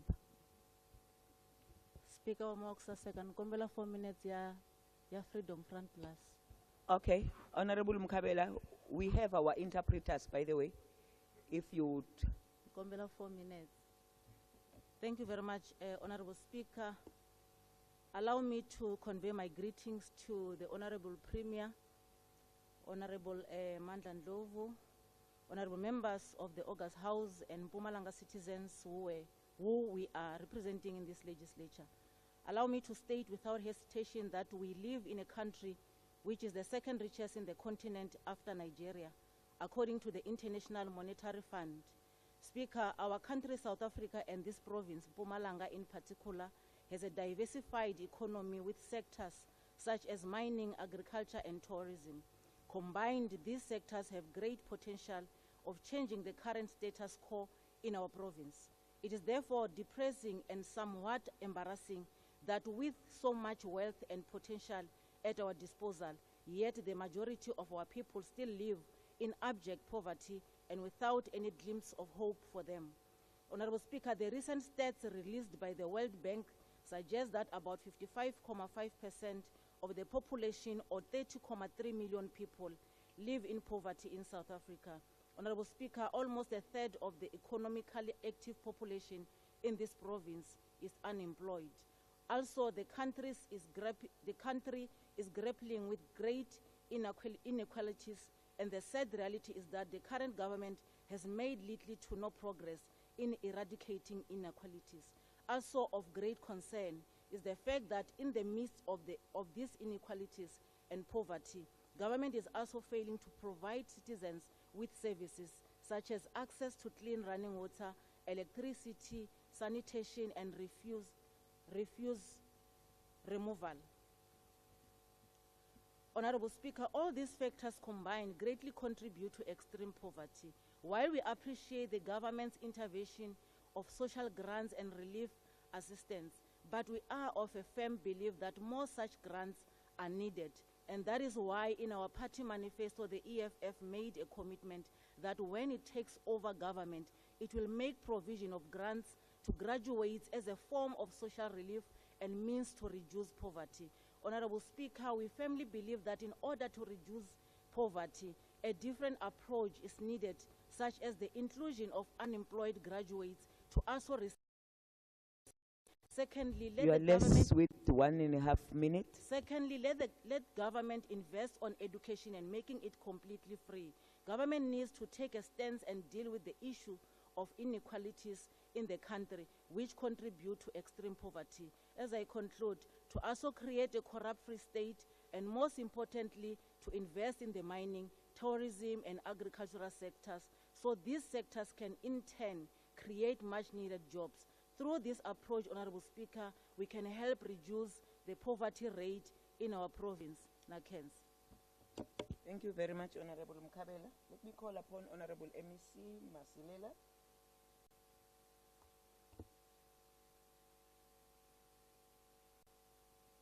Eight minutes allocated. Sanbonani, Honorable Speaker, thank you very much for affording me this opportunity. As protocol has already been established, let me now also join the debate in earnest. Honorable members, we all agree that poverty is the cancer that continues to ravage our communities, especially the black community. However, it is not only poverty that is giving us sleepless nights in this province and the country in general. It has its other two cousins, namely inequality and unemployment, making them the infamous triple challenges which are on everyone's lips. The three are unfortunately inseparable. You can't deal with one of them and leave the other two out of the equation. When poverty creeps in, inequality and unemployment relentlessly follow suit. And although we all know the roots of these challenges, that being the apartheid era when the economy was deliberately structured as non-inclusive, I will, however, not dwell much on that. I am avoiding to be chastised by some amongst us who are always hurt by the truth. They often hide behind the fact that we took over government from their forebearers a mere 30 years ago, when the impact of their forebearers' actions was by then rooted in the economy for over a century. And now they want us to turn things around overnight. I must, however, indicate that credible statistics reports indicate that poverty is still much rife in the former homelands, which includes our province. Mpumalanga remains largely rural, with the majority of its people residing in rural areas. Rural villages are extremely deprived, with high rates of unemployment and poverty, and very limited access to basic services. Madam Speaker, we are nonetheless not cowards. Our liberators have in the past faced the barrel of the gun of the oppressor. And likewise, we have and will continue to face the ugly face of poverty and take it head on. According to National Treasury, there are 877,000 poor households in Mpumalanga, which is more than 60% of the number of households in the province. As the caring ANC-led government, we have since taken over government in 1994 been on an unwavering crusade to eradicate poverty. And despite popular belief, we have undoubtedly made significant strides in this regard. In Xitsonga, there is a saying that "Mintiro ya hina itibulabulela," which translates to "Our work speaks for itself." Government is playing a crucial role in assisting the poor by fighting poverty. Accordingly, we are providing social grants to just over 1.6 million people in our province, and almost 75% of which are child support grants. We, however, all agree that we need to do more, as alleviating poverty through grants is only a short to medium-term intervention. Our province unemployment rate of 36.2% on average, and particularly the 50% youth unemployment rate, which propelled by the stagnant economy, is indeed a worrisome factor. And according to National Income Dynamic Study, we can, though education and training, make more individuals more employable and get higher levels of education, which will result in better paying jobs for them. This will impact positively on fighting poverty in the long term, as an educated workforce becomes more productive. And how do we collectively intervene to eradicate poverty in our province? Madam Speaker, there is no simple solution to eradicate poverty in the absence of accelerated and inclusive growth, economic growth, as well as job creation. Our solutions must therefore strive to address priority number 1, which deals with inclusive growth and job creation, and priority number 2, which enjoins us to reduce poverty and tackle the high cost of living, as articulated in the medium-term development plan. We commit to invest in people through education and skills development by providing quality and relevant education and training in line with the needs of the economy. Accelerate and growth an inclusive economy, as well as create jobs on a large scale. Continue to provide a social safety net in the form of grants and stimulus programs, such as Presidential Stimulus Program and EPWP. Tackle the highest cost of living. In doing so, the provincial government has accordingly developed various strategies and plans to drive accelerated inclusive economic growth and job creation, which are anticipated to eliminate poverty in the province. Plans and strategies worth noting, amongst others, are Mpumalanga Economic Growth and Development Plan, the SMME Strategy, the Tourism and Development Plan, the Industrial Development Plan, the Trade and Investment Strategy, the Spatial Development Framework, the Infrastructure Master Plan, and the catalytic projects mentioned in the Mpumalanga Economic Reconstruction and Recovery Plan. Our priority interventions cover the agricultural sector, agro-processing, tourism, and strengthening support to SMMEs, amongst others. Through the Mpumalanga Industrial Development Plan, we aim to develop an integrated and diversified industrial base by leveraging on existing industrial centers of competence, including mining, agriculture, and forestry, agro-processing, metals manufacturing, and petrochemicals. In tourism, we aim to create more jobs through tourism-related infrastructure improvement at our provincial nature reserves and road infrastructure development and improvement, tourism products and roads development. marketing and promotion of the province through events and tourism trade shows, the development and support of tourism SMMEs, the prioritization of tourism safety and security, the prioritization of township and rural tourism initiatives. Some of the key prioritized tourism infrastructure projects, which will surely create jobs for our people, are the God's Window Skywalk project and the Pawaton Makonja Mountains World Heritage Site that is expected to create over 5,000 new jobs over We have less than a minute, MEC. Yes. We are strengthening support to SMMEs and harnessing skills through the Social Enterprise Development Program, the Food Nutrition Program, the Expanded Public Works Program, the Sientendela Roads Maintenance Program, the National Youth Service, paving of township and municipal roads, the Image and Contractor Development Program, the Incubation Skills Development Program, such as the FinTech, the Mpumalanga Stainless Steel Incubator, and the Fortune 40 for younger farmers. Madam Speaker, if I had more time, I will not stop there. As the capable ANC-led government, we have more interventions than the ones I have mentioned. Unfortunately, I am restricted by the time allocated. All these strategic interventions and many others our government have come up with require collaboration with the private sector, job creation in our elephant to tackle together. Without collaboration, it will take government a very long time to deal with the stubborn triple challenges of poverty, unemployment, and inequality in our province. Accordingly, we will continue to strengthen our partnership arrangements with the private sector as a valuable stakeholder. Leave no one behind as we grow Mpumalanga together through poverty eradication. I thank you. Thank you, Honorable Masilela. We have now our last speaker on our speaker list, Honorable A.M. Weber.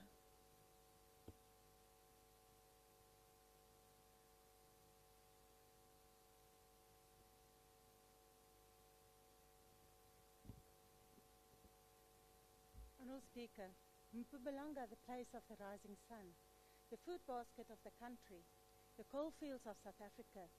We have rivers, wetlands, agriculture, fuel power stations, aquaculture, dams and mines. The province of plentiful, where one can find a job. A province filled with so many resources and opportunities.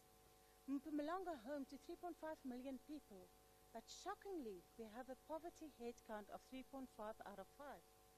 In March 2022, it was reported that 50.8% of people, more than half of the people in Mpumalanga, are living below the lower bound poverty line of 810 Rand per month. Mpumalanga have also recorded a ratio of 44.5% of people not employed on education. Why? How did we get there? Is it possible that we can blame the lack of service delivery? In a capable state, everyone would have had access to clean and running water, electricity and sanitation. Malnutrition will not exist as everyone will have access to good nutrition, access to excellent education, a stable house to protect you and your children against violence and danger. Unfortunately, reality is a very different ballgame. Our province is ridden with water leaks, which leads to water scarcity. Many people do not have access to running and clean water. Unclean water leads to serious diseases and illnesses. People that live in these conditions cannot afford and have limited or no access to doctors, hospitals and medicine. How often do we not drive through some of our areas in the province and see the sewage running down the roads with children and animals playing in it as if it was water?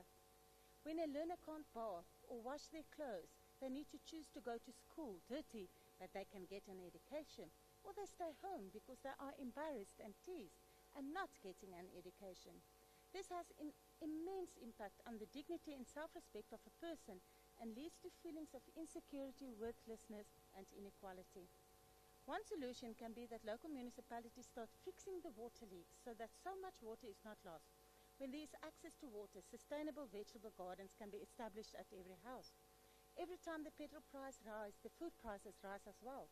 The cost of living have become so high that people cannot even access the basic food they used to buy.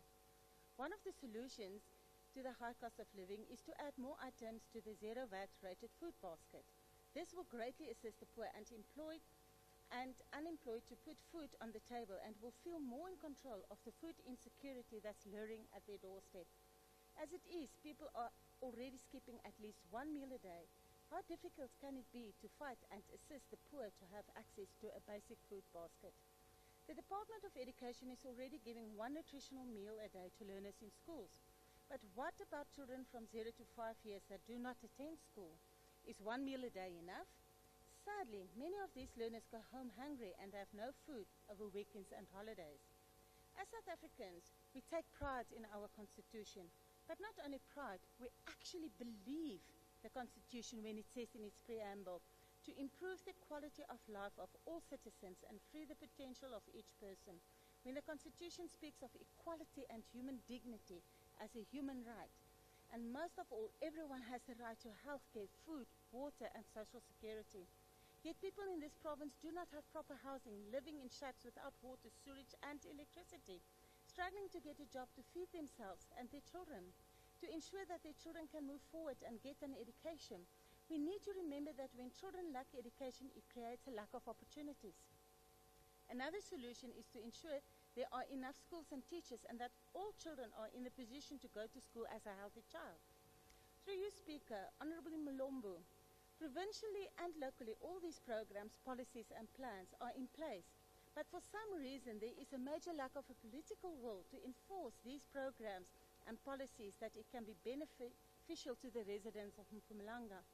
Impoverished communities are more at risk for mental health, chronic diseases, high mortality and lower life expectancies. I'm not aware of anyone that wants this for themselves or their children. People that are exposed to these levels of 1.5 suffer minutes long-term left. effects and can have more chronic illness and ill health. The Premier said in his opening of the 7th Mpumalanga Provincial Legislature that he will tackle the high cost of living by strengthening the comprehensive social security and intensify food security through our agricultural programs, and will invest in the people by ensuring that local government delivers on its mandate and it provides clean water, proper sewer systems that are functional. Honourable Premier, local government is failing us dismally. Our policies, programs and execution therefore need to work together to build an inclusive economy and provide social security to the poor and unemployed. Let us look again at some of the proposed solutions. Ensure and increase access to education, improve food and nutrition security by adding at least 10 items to the zero VAT rated food basket, increase access to clean water, sanitation and electricity, provide quality and affordable health care for all. Let's create opportunities for job creation. Colleagues, we can ensure that the people of Mpumalanga do not get to the state where the lady in the Eastern Cape had to kill herself and the 3 children because she lost all hope due to seeing her children starve. It is not humane to live like this. Let us make a difference and eradicate poverty in this beautiful province of Mpumalanga. I thank you. Thank you very much, Honorable Weber. Now, this concludes the debate on the motion as tabled by Honorable Masango. Now, the big question in the House is whether we agree to adopt the motion.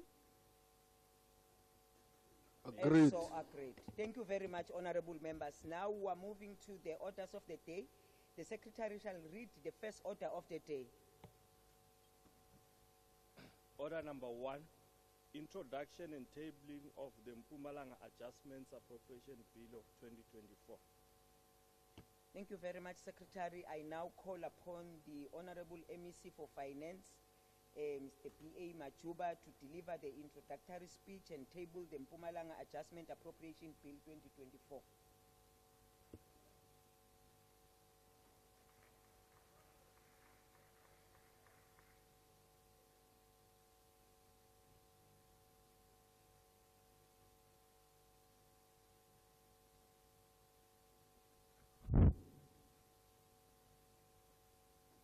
Liyabonga nasemadodeni.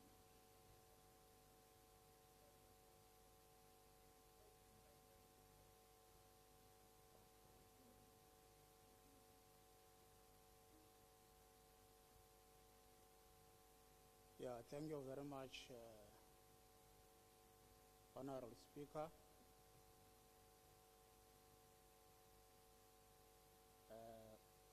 Greetings to the Honorable Premier, Mandandlov, colleagues in the Executive Council, honorable members of the Provincial Legislature, esteemed Chairperson and members of the House of Traditional Leadership, executive mayors,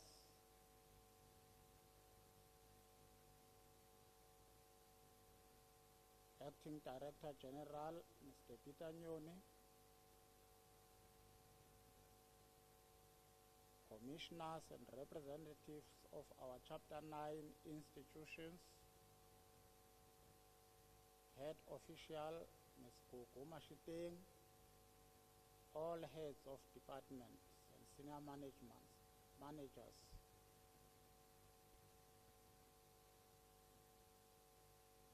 and CEOs of our entities, leadership of the governing party, and the alliance, SACP, COSATU, and SAMCO.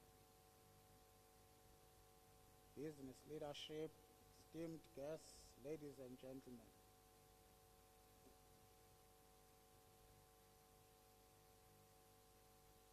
It is my honor to table the first adjustment budget for the 7th administration to this august House. Adjustment appropriation, whether through mid-year revisions, supplementary budget, or reallocation of funds within votes, allow for a more flexible and responsive approach to service delivery and governance. As a disciplined force of the left, we always advocate for people's budget, where resources are allocated based on social needs rather than profit. Our objective must and will always be to transform their lives through a people-centered budget that prioritizes the working class and the poor. This budget provides an opportunity to fine-tune resource allocations in response to the renewal, electoral mandate, shifts in revenues, and critical requirements following persistent rains that wreaked havoc on the infrastructure and livelihood of our people. Let me briefly comment on the economic landscape. We began 2024 with uncertainty, but recent developments have been more encouraging. The improvement in power supply, with no load shedding since March 2024, will undoubtedly impact economic growth positively. Consumer price inflation is under control. In September 2024, Mpumalanga recorded an inflation rate of 3.5%, the joint second lowest in the country. Interest rates have started to decrease, and this trend is expected to continue in the coming months, providing some financial relief for our people. There are, however, challenges and risks in the economic environment. Global growth is not improving amid persistent geopolitical challenges. South Africa's foreign trade and investment contracted, and structural and supply constraints continue to pose barriers to economic activity, both nationally and provincially. In light of the aforementioned, South Africa's real GDP, gross domestic product growth, is projected to average only 1.1% this year and increase to approximately 1.7% in 2025 and 2026. Provincial growth rate projection is closely aligned with national expectations, with an average annual growth of just under 12% between 2024 and 2028. This is a notable improvement compared to the low growth of recent years. We need higher economic growth to create more jobs for our people and contribute to lower unemployment, poverty, and inequality rates.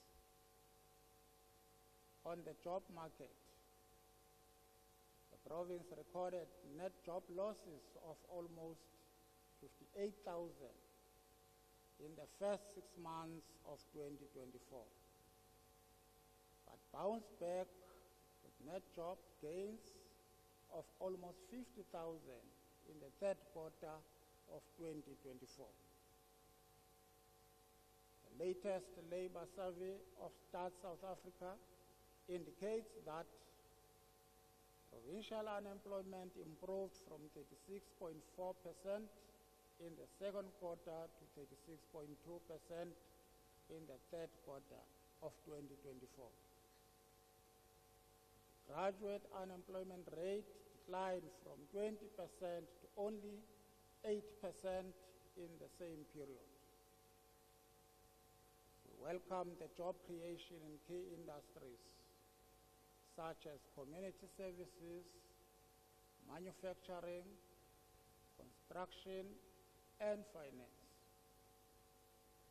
The provincial government will continue prioritizing key industries such as agriculture, agro-processing, manufacturing, mining, construction, tourism, and the green economy as growth and job creation drivers.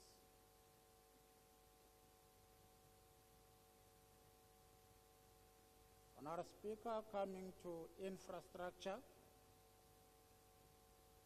Infrastructure enables economic growth and social upliftment in communities where it is provided. This adjustment budget provides means to accelerate the completion of long-standing infrastructure projects such as the new Middleburg Hospital, Kondo Boarding School, and Parliamentary Village. As one speaker had alluded to, we are planning to finish those projects with this adjustment budget, honorable members. The province is actively working to operationalize the long-awaited Mpumalanga International Fresh Produce Market. This world-class facility must not only focus on fresh produce, it should become a comprehensive and competitive food market for the province, the country, and international audiences. To urge departments and infrastructure implementing agents to ensure that there are no leakages of the limited resources allocated to this and other projects.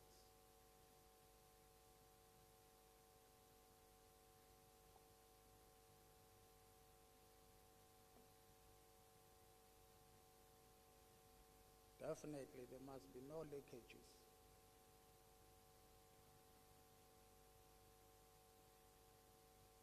Siwabhekile amasebe.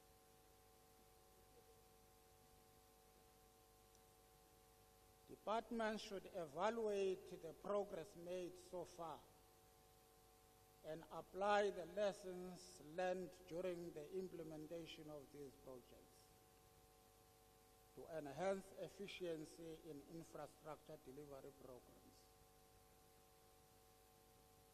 Public procurement. Honorable Speaker, the World Bank estimates that African nations spend an average of 17% of GDP on the procurement of public goods, works and service contracts. The National Treasury estimates that public procurement will account for about 19% of 1.5 trillion of consolidated government spending in the next 3 years. There is no doubt, when implemented correctly, public procurement can generate substantial economic benefits, result in social value, and ensure inclusive participation and shared growth for all. Making procurement regulations. It is in this context that the provincial government welcomes President Cyril Ramaphosa's signing into law of the Public Procurement Act 2024, Act number 28 of 2024. This legislation represents a significant milestone for the public procurement landscape across all spheres of government. It regulates public procurement in a way that promotes transparency and fosters trust in public spending. Importantly, it introduces structured mechanisms for dispute resolution, ensuring fairness and consistency across procurement matters. We call upon all stakeholders to participate in the reference groups established to actualize the noble objectives of the new procurement regime. Together we can drive impactful change, creating a procurement environment that serves our economy, uplifts communities, and empowers individuals. Honorable Speaker, supporting local government is crucial for sustainable development. Improving service delivery and enhancing citizens' overall lives. The Provincial Treasury will continue to play an important role of helping municipalities better budget and account fully for the use of public finances. We will collaborate with allied institutions to assist all municipalities in developing strategies to institutionalize sustainable controls for improved budgeting that meets legislative requirements. We will further support municipalities in improving the entire revenue value chain and ensuring the credibility of billing systems in local government.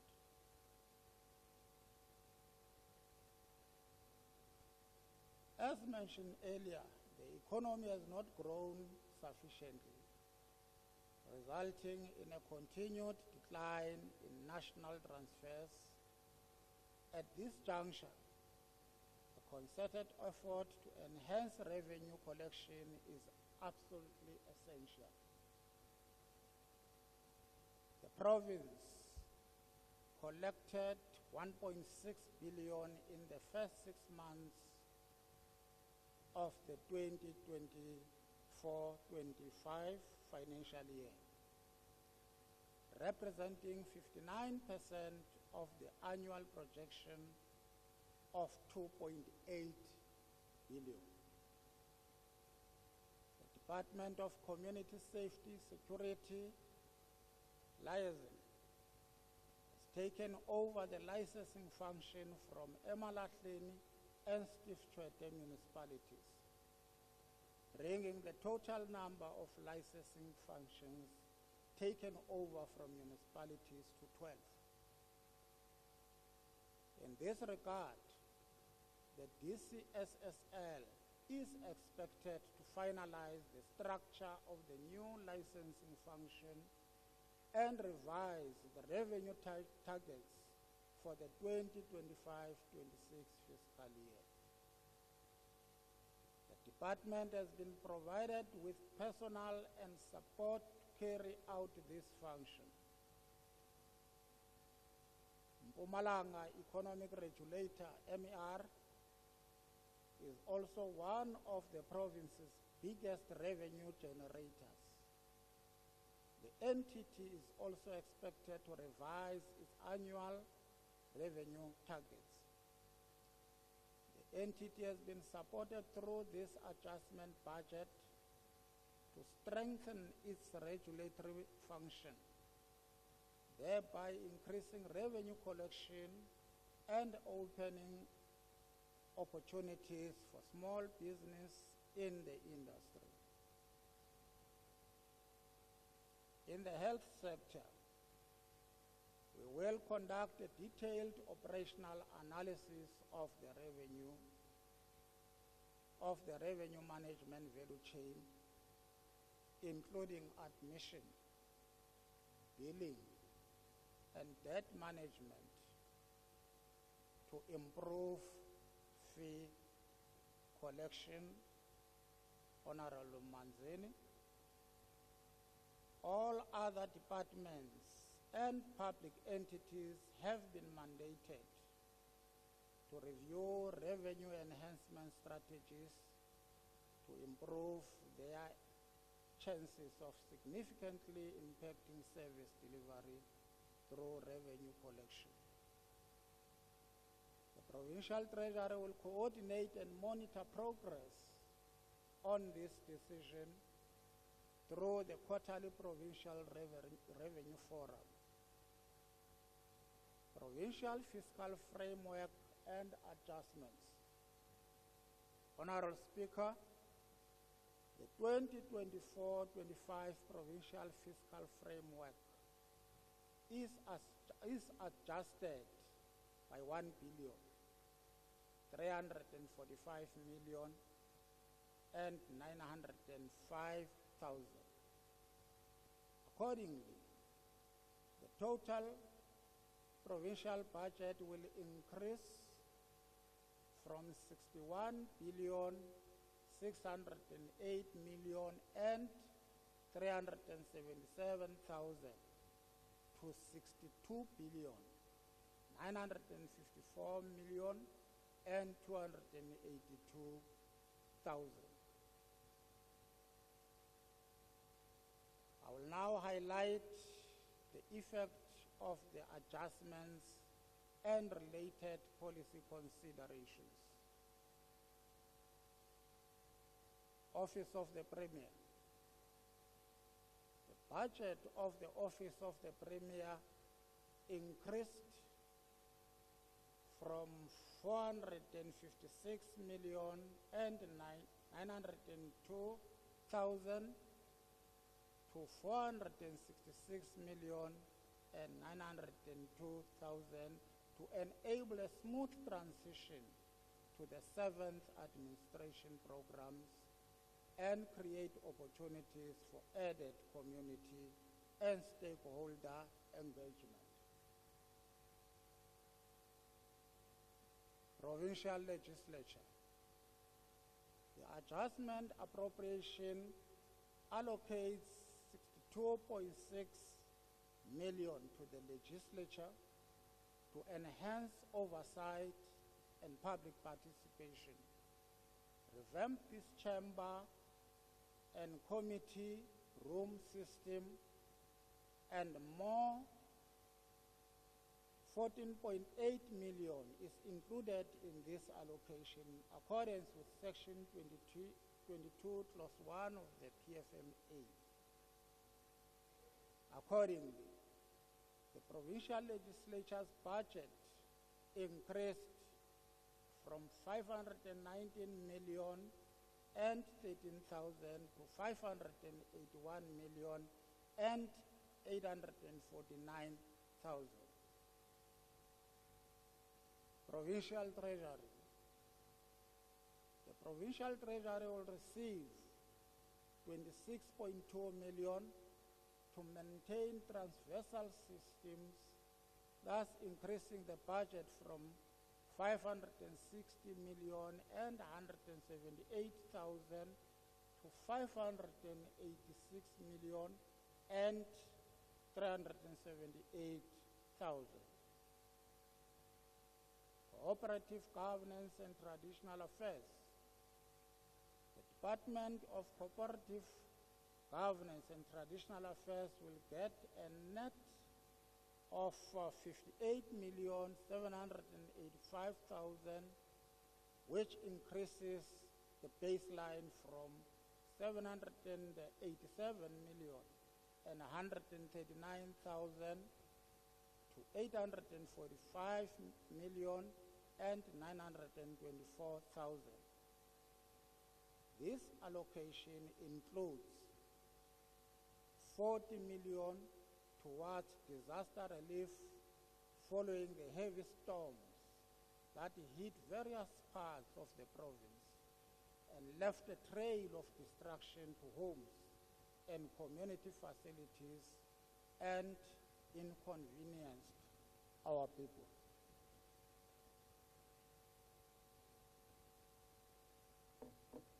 Cheers. 10 million for the House of Traditional and Khoisan Leaders, and 8.7 million as top-up funds for the appointment of 287 head men and women for traditional councils in the province. Agriculture, Rural Development, Land and Environment Affairs.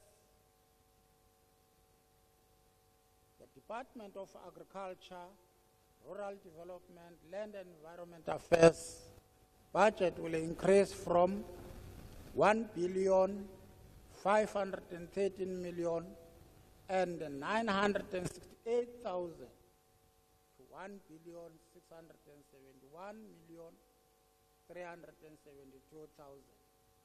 Included in these adjustments is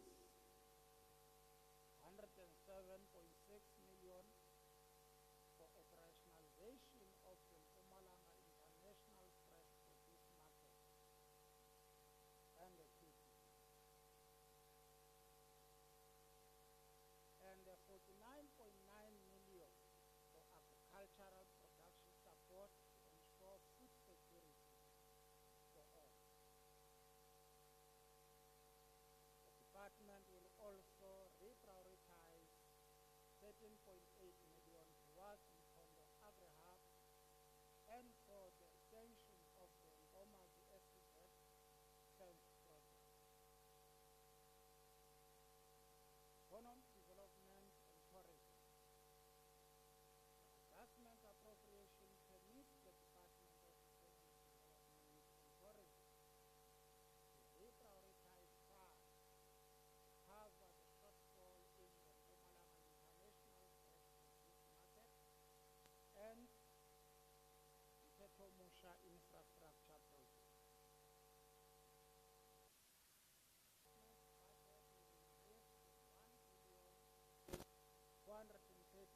And 528,000 to 1,467,000,000 and 518,000. Included in this allocation is 51.9 million, which includes rollover funds to complete the capital construction work at the Mpumalanga International Fresh Produce Market.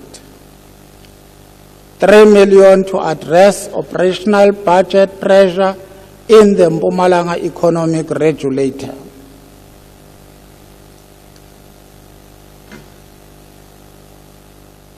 Education. The Department of Education's budget will increase from 26,369,335,000 to 26,642,042,000. Included in this allocation is 160 million for learner support material and e-learning. 10 million allocation for eradication of pit latrines in schools. And 20 million added to the baseline from Mpumalanga Regional Training Trust to cushion the budget pressure in this institution. Public Works, Roads and Transport. The baseline of the Department of Public Works, Roads and Transport is increasing from 5,562,920,000 to 5,799,624,000. This allocation includes 43.3 million for renewable energy, 50 million for the budget shortfall on scholar transport, and 6.6 million for KwaMhlanga Government Complex. The department will reprioritize 70 million towards the completion of the parliamentary village and the balance of 60 million for the Mkondo boarding school.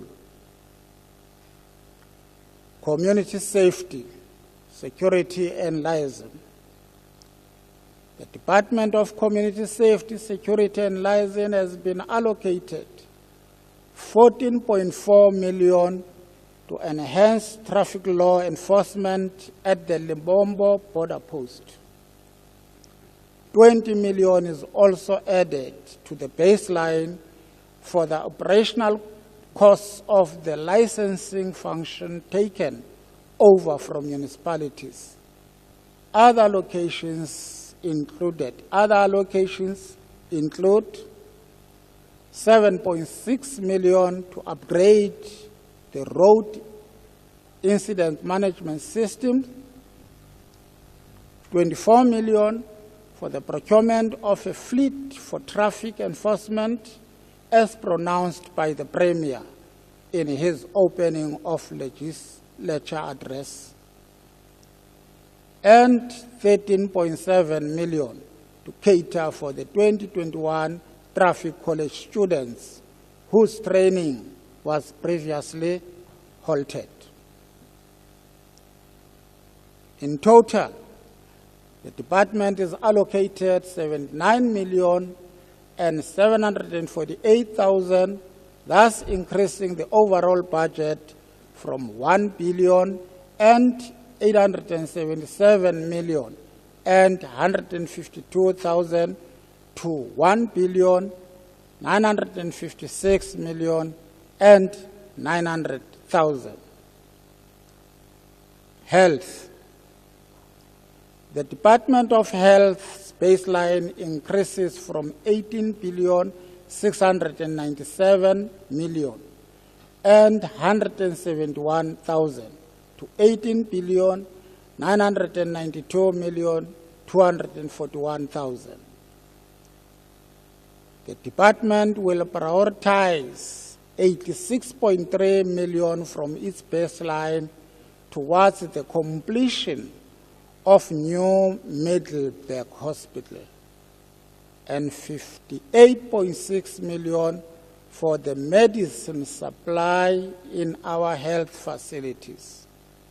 This bill tops up the allocation for medicine to the tune of 141.3 million. Furthermore, 10 million is allocated for the commencement of planning and design of 3 clinics and a further 15 million is allocated for the procurement of ambulances to ensure that the medical emergency services attend to our people who need priority care speedily. Culture, sport and recreation. The Department of Culture, Sport and Recreation received a net increase of 7 million. Adjusting the budget from 652 million and 496,000 to 663 million and 112,000. This allocation includes a rollover of 3.6 million from community library conditional grants. Social development.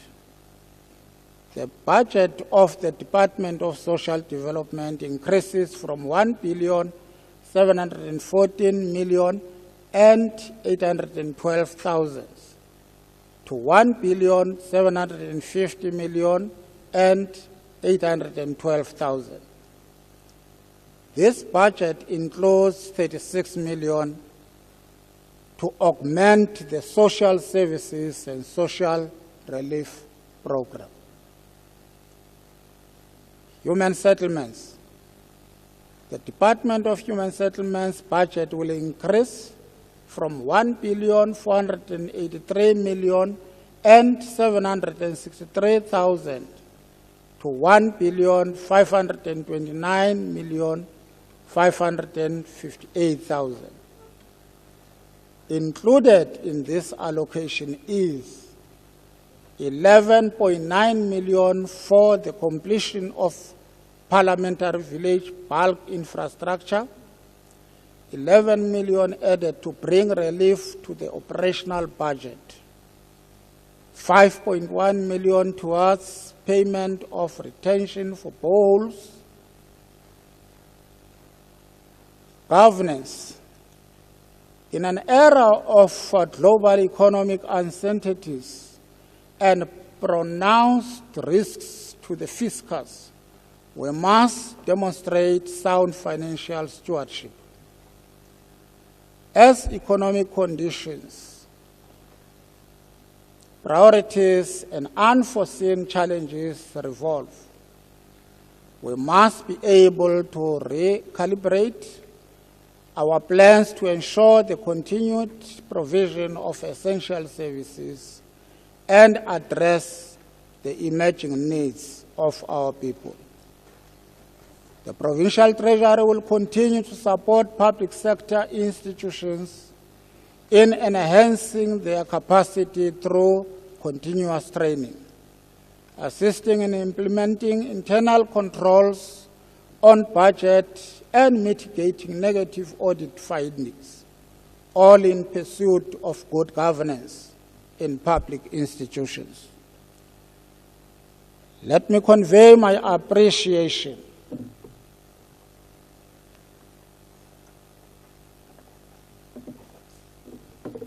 to the Honorable Premier Mandla Ndlovu for your leadership in preparing this budget. My colleagues in the Executive Council for your invaluable support, the Honorable Chairperson and members of the Portfolio Committee of Finance for constructive engagement, Honorable Sondo Malapeng, head officials, Ms. Guguma Shiteng, and all officials of the Provincial Treasury for their continued support. Last but not least, leadership of the ANC-led Alliance for Policy Guidance on Finances. And most importantly, my party, the SACP and its leader, Lucky Mbuyane, and the PEC of the SACP, Nabasebenzi, nabahlali. I have the pleasure of tabling the following budget documents. Adjustments Appropriations Bill 2024, Adjusted Estimates Provincial Revenue and Expenditure for 2024-25, Provincial Adjustment Budget Speech 2024. Let me also acknowledge the presence of the former Deputy Speaker, Umama Utabet. Sibonge, Honorable Speaker. Thank you very much. Thank you very much, Honorable MEC, for this very well delivered Mpumalanga Adjustment Budget Speech for 2024-25, the Mpumalanga Adjustment Appropriation Bill 2024, and the Mpumalanga Adjusted Estimates of the Provincial Revenue and Expenditure for 2024-25. It stands referred to the Portfolio Committee on Finance for consideration and report back to this House. Honorable members, we are now calling upon the Secretary to read the second order of the day. Order number 2, consideration of a report of the Portfolio Committee on Culture, Sports and Recreation on the meeting held with the language structures of Pensal in Mpumalanga Province on 15 October 2024.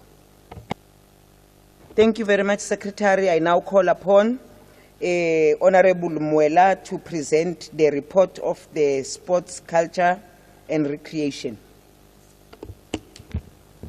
Thank you very much, Honorable Speaker. On behalf of the Portfolio Committee on Culture, Sports and Recreation, I stand before you and this entire collective to table the report as mentioned in the order paper for consideration by this August House. I thank you, Honorable Speaker. Thank you, Honorable Muela. The question before this House is whether we agree to adopt the report as tabled by Honorable Muela. As so agreed. The next order, which is the third order of the day, Secretary. Order number 3, consideration of reports of the Portfolio Committee on Human Settlements, Cooperative Governance and Traditional Affairs. 3.1, oversight visits conducted at Likwa, Governbeki, and Emalahleni local municipalities on 17, 22, and 24 October 2024, Department of Cooperative Governance and Traditional Affairs. 3.2, oversight visit conducted at Likwa, Governbeki, and Emalahleni local municipalities, Department of Human Settlements. Thank you, Secretary. I now call upon the Chairperson of Portfolio Committee on Human Settlement, Cooperative Governance and Traditional Affairs, Honorable Dipin Kosi, to table these reports. Thank you, Honorable Speaker.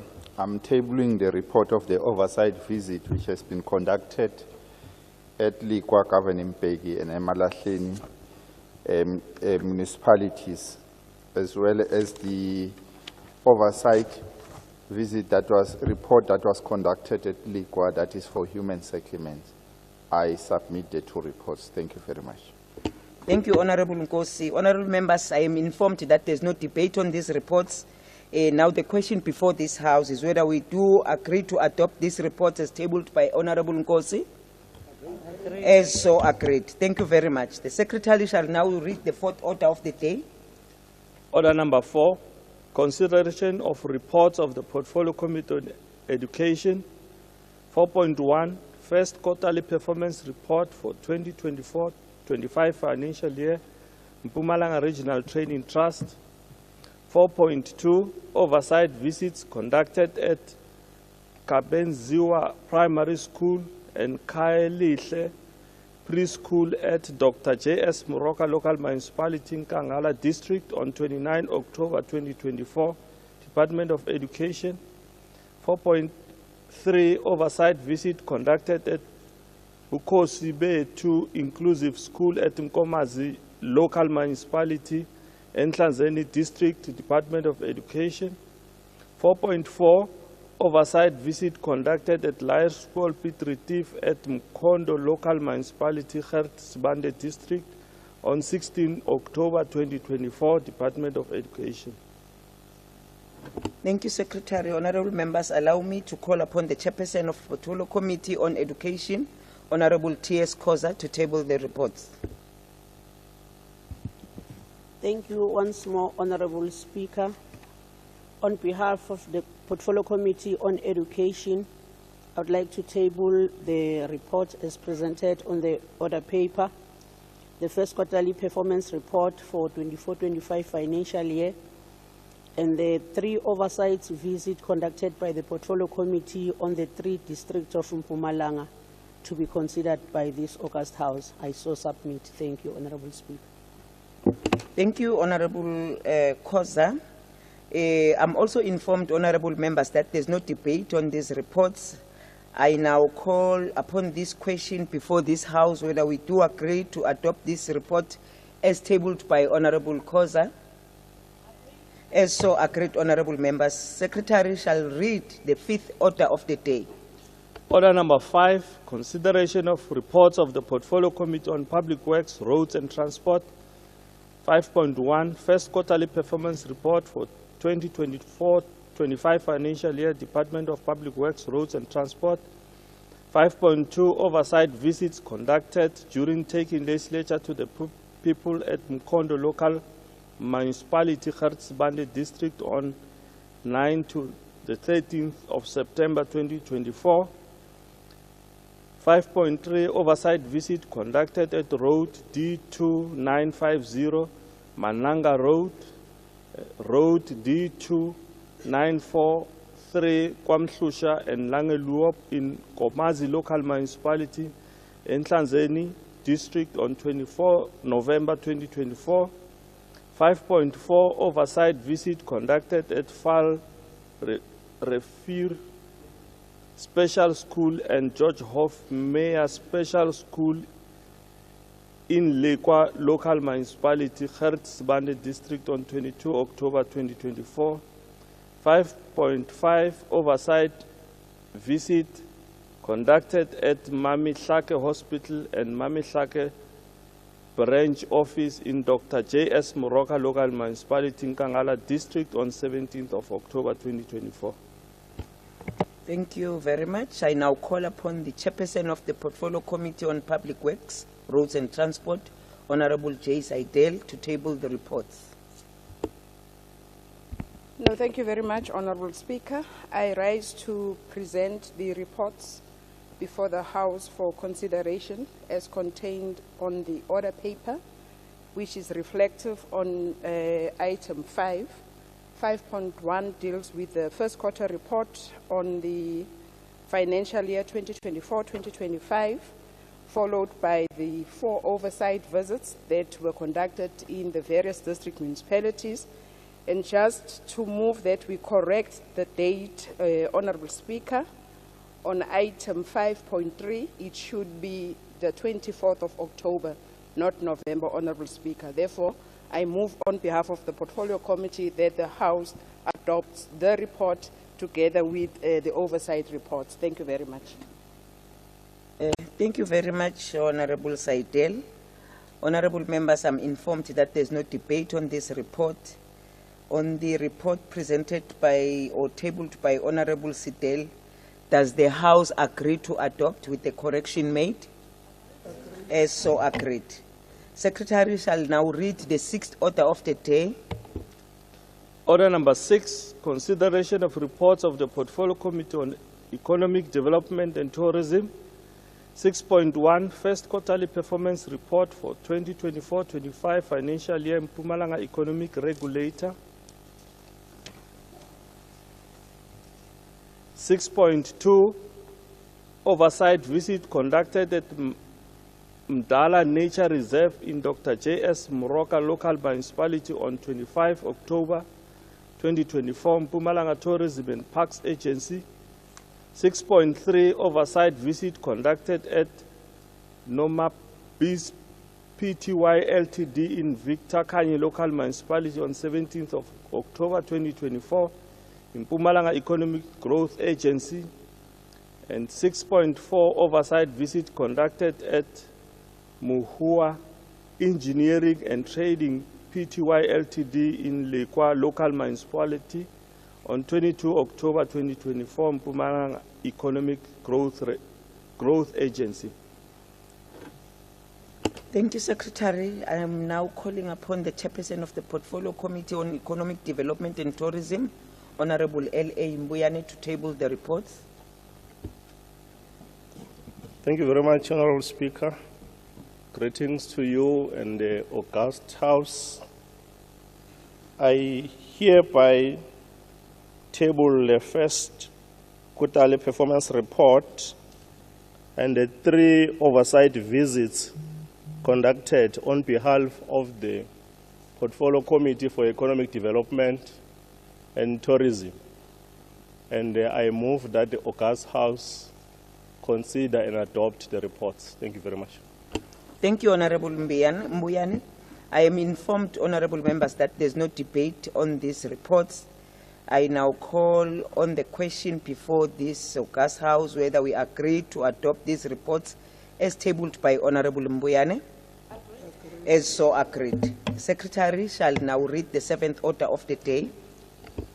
Order number 7, consideration of reports of the Portfolio Committee on Community Safety, Security and Liaison. 7.1, oversight visit conducted at Driekopies or at Derkisdorp and Piet Retief Police Station, Mkondo Local Municipality on 11 September 2024. 7.2, first quarterly performance report for 2024-25 financial year, Department of Community Safety, Security and Liaison. 7.3, oversight visit conducted at Calcutta Police Station in Bushbuck Ridge Local Municipality on 10 October 2024. 7.4, oversight visit conducted at Akonhoek Police Station in Bushbuck Ridge Local Municipality on 24 October 2024. And 7.5, oversight visit conducted at Forsman Police Station in Emalahleni Local Municipality on 17th of October 2024. Thank you very much, Secretary. I'm now calling upon the Chairperson of Portfolio Committee on Community Safety, Security and Liaison, Honorable L.R. Monini, to table the reports. Thank you, Honorable Speaker, and greetings to the august House. On behalf of the Portfolio Committee for the Police, Community Safety, Security and Liaison, I, on behalf of the Portfolio Committee, table the reports as reflected or outlined on the order paper. That is the first quarterly report for the current financial year and the 5 oversight visits report. Thank you, Honorable Speaker. Thank you, Honorable Mnini. Honorable members, I'm informed that there's no debate on these reports. The question before the House, whether we agree to adopt the reports as tabled by Honorable Mnini. As so agreed. The Speaker shall read the 8th order of the day. Order number 8, consideration of reports of the Portfolio Committee on Agriculture, Rural Development, Land and Environmental Affairs. 8.1, oversight visits conducted during taking legislature to the people at Mkondo Local Municipality, Hertsibande District on 9 to 13 September 2024. 8.2, unannounced oversight visit conducted at Litolo Poultry Project in Tembisi Hani Local Municipality on 25 October 2024. 8.3, oversight visit conducted at Mpumalanga Agri Park in Govenberg Local Municipality on 22 October 2024. 8.4, oversight visit conducted at Muai Cooperative Project in Bushbuck Ridge Local Municipality on 24 October 2024. 8.5, oversight visit conducted at Excellent Project in Tembisi Hani Local Municipality on 17 October 2024. 8.6, first quarterly performance report for 2024-25 financial year, Department of Agriculture, Rural Development, Land and Environmental Affairs. Thank you, Secretary. I now call upon the Chair of Chairs, Honorable F.V. Mlombo, to table the report on the Portfolio Committee of Agriculture, Rural Development, Land and Environmental Affairs. Thank you very much, Honorable Speaker. On behalf of the Portfolio Committee, I hereby request the House to accept all the reports as presented. Thank you. Thank you, Honorable Mlombo. Members, I'm informed that there's no debate on this report. The question before the House is whether we agree to adopt the report as tabled by Honorable Mlombo. As so agreed. The Secretary shall now read the 9th order of the day. Order number 9, consideration of a report of the Select Committee on Public Accounts on the renovation of a guardhouse at Kanyamazane in Nhlanzeni District, Department of Education. I am now calling upon the Chairperson of the Select Committee on Public Accounts, Honorable D.L. Muela, to table the report. Honorable Speaker, I take this opportunity on behalf of the Select Committee on Public Accounts to table the report on the renovation of a guardhouse at Kanyamazane in Nhlanzeni District, Department of Education, for consideration by this August House. Thank you very much, Honorable Speaker. Thank you, Honorable Muela. I'm informed, Honorable Members, that there's no debate on this report. I now pose this question before the House whether we agree to adopt the report as tabled by Honorable Muela. As so agreed. Secretary shall read the 10th order of the day. Order number 10, consideration of a report of the Select Committee on Public Participation, Petitions and Members' Legislative Proposals on Women's Parliament held on 29 and 30 August 2024.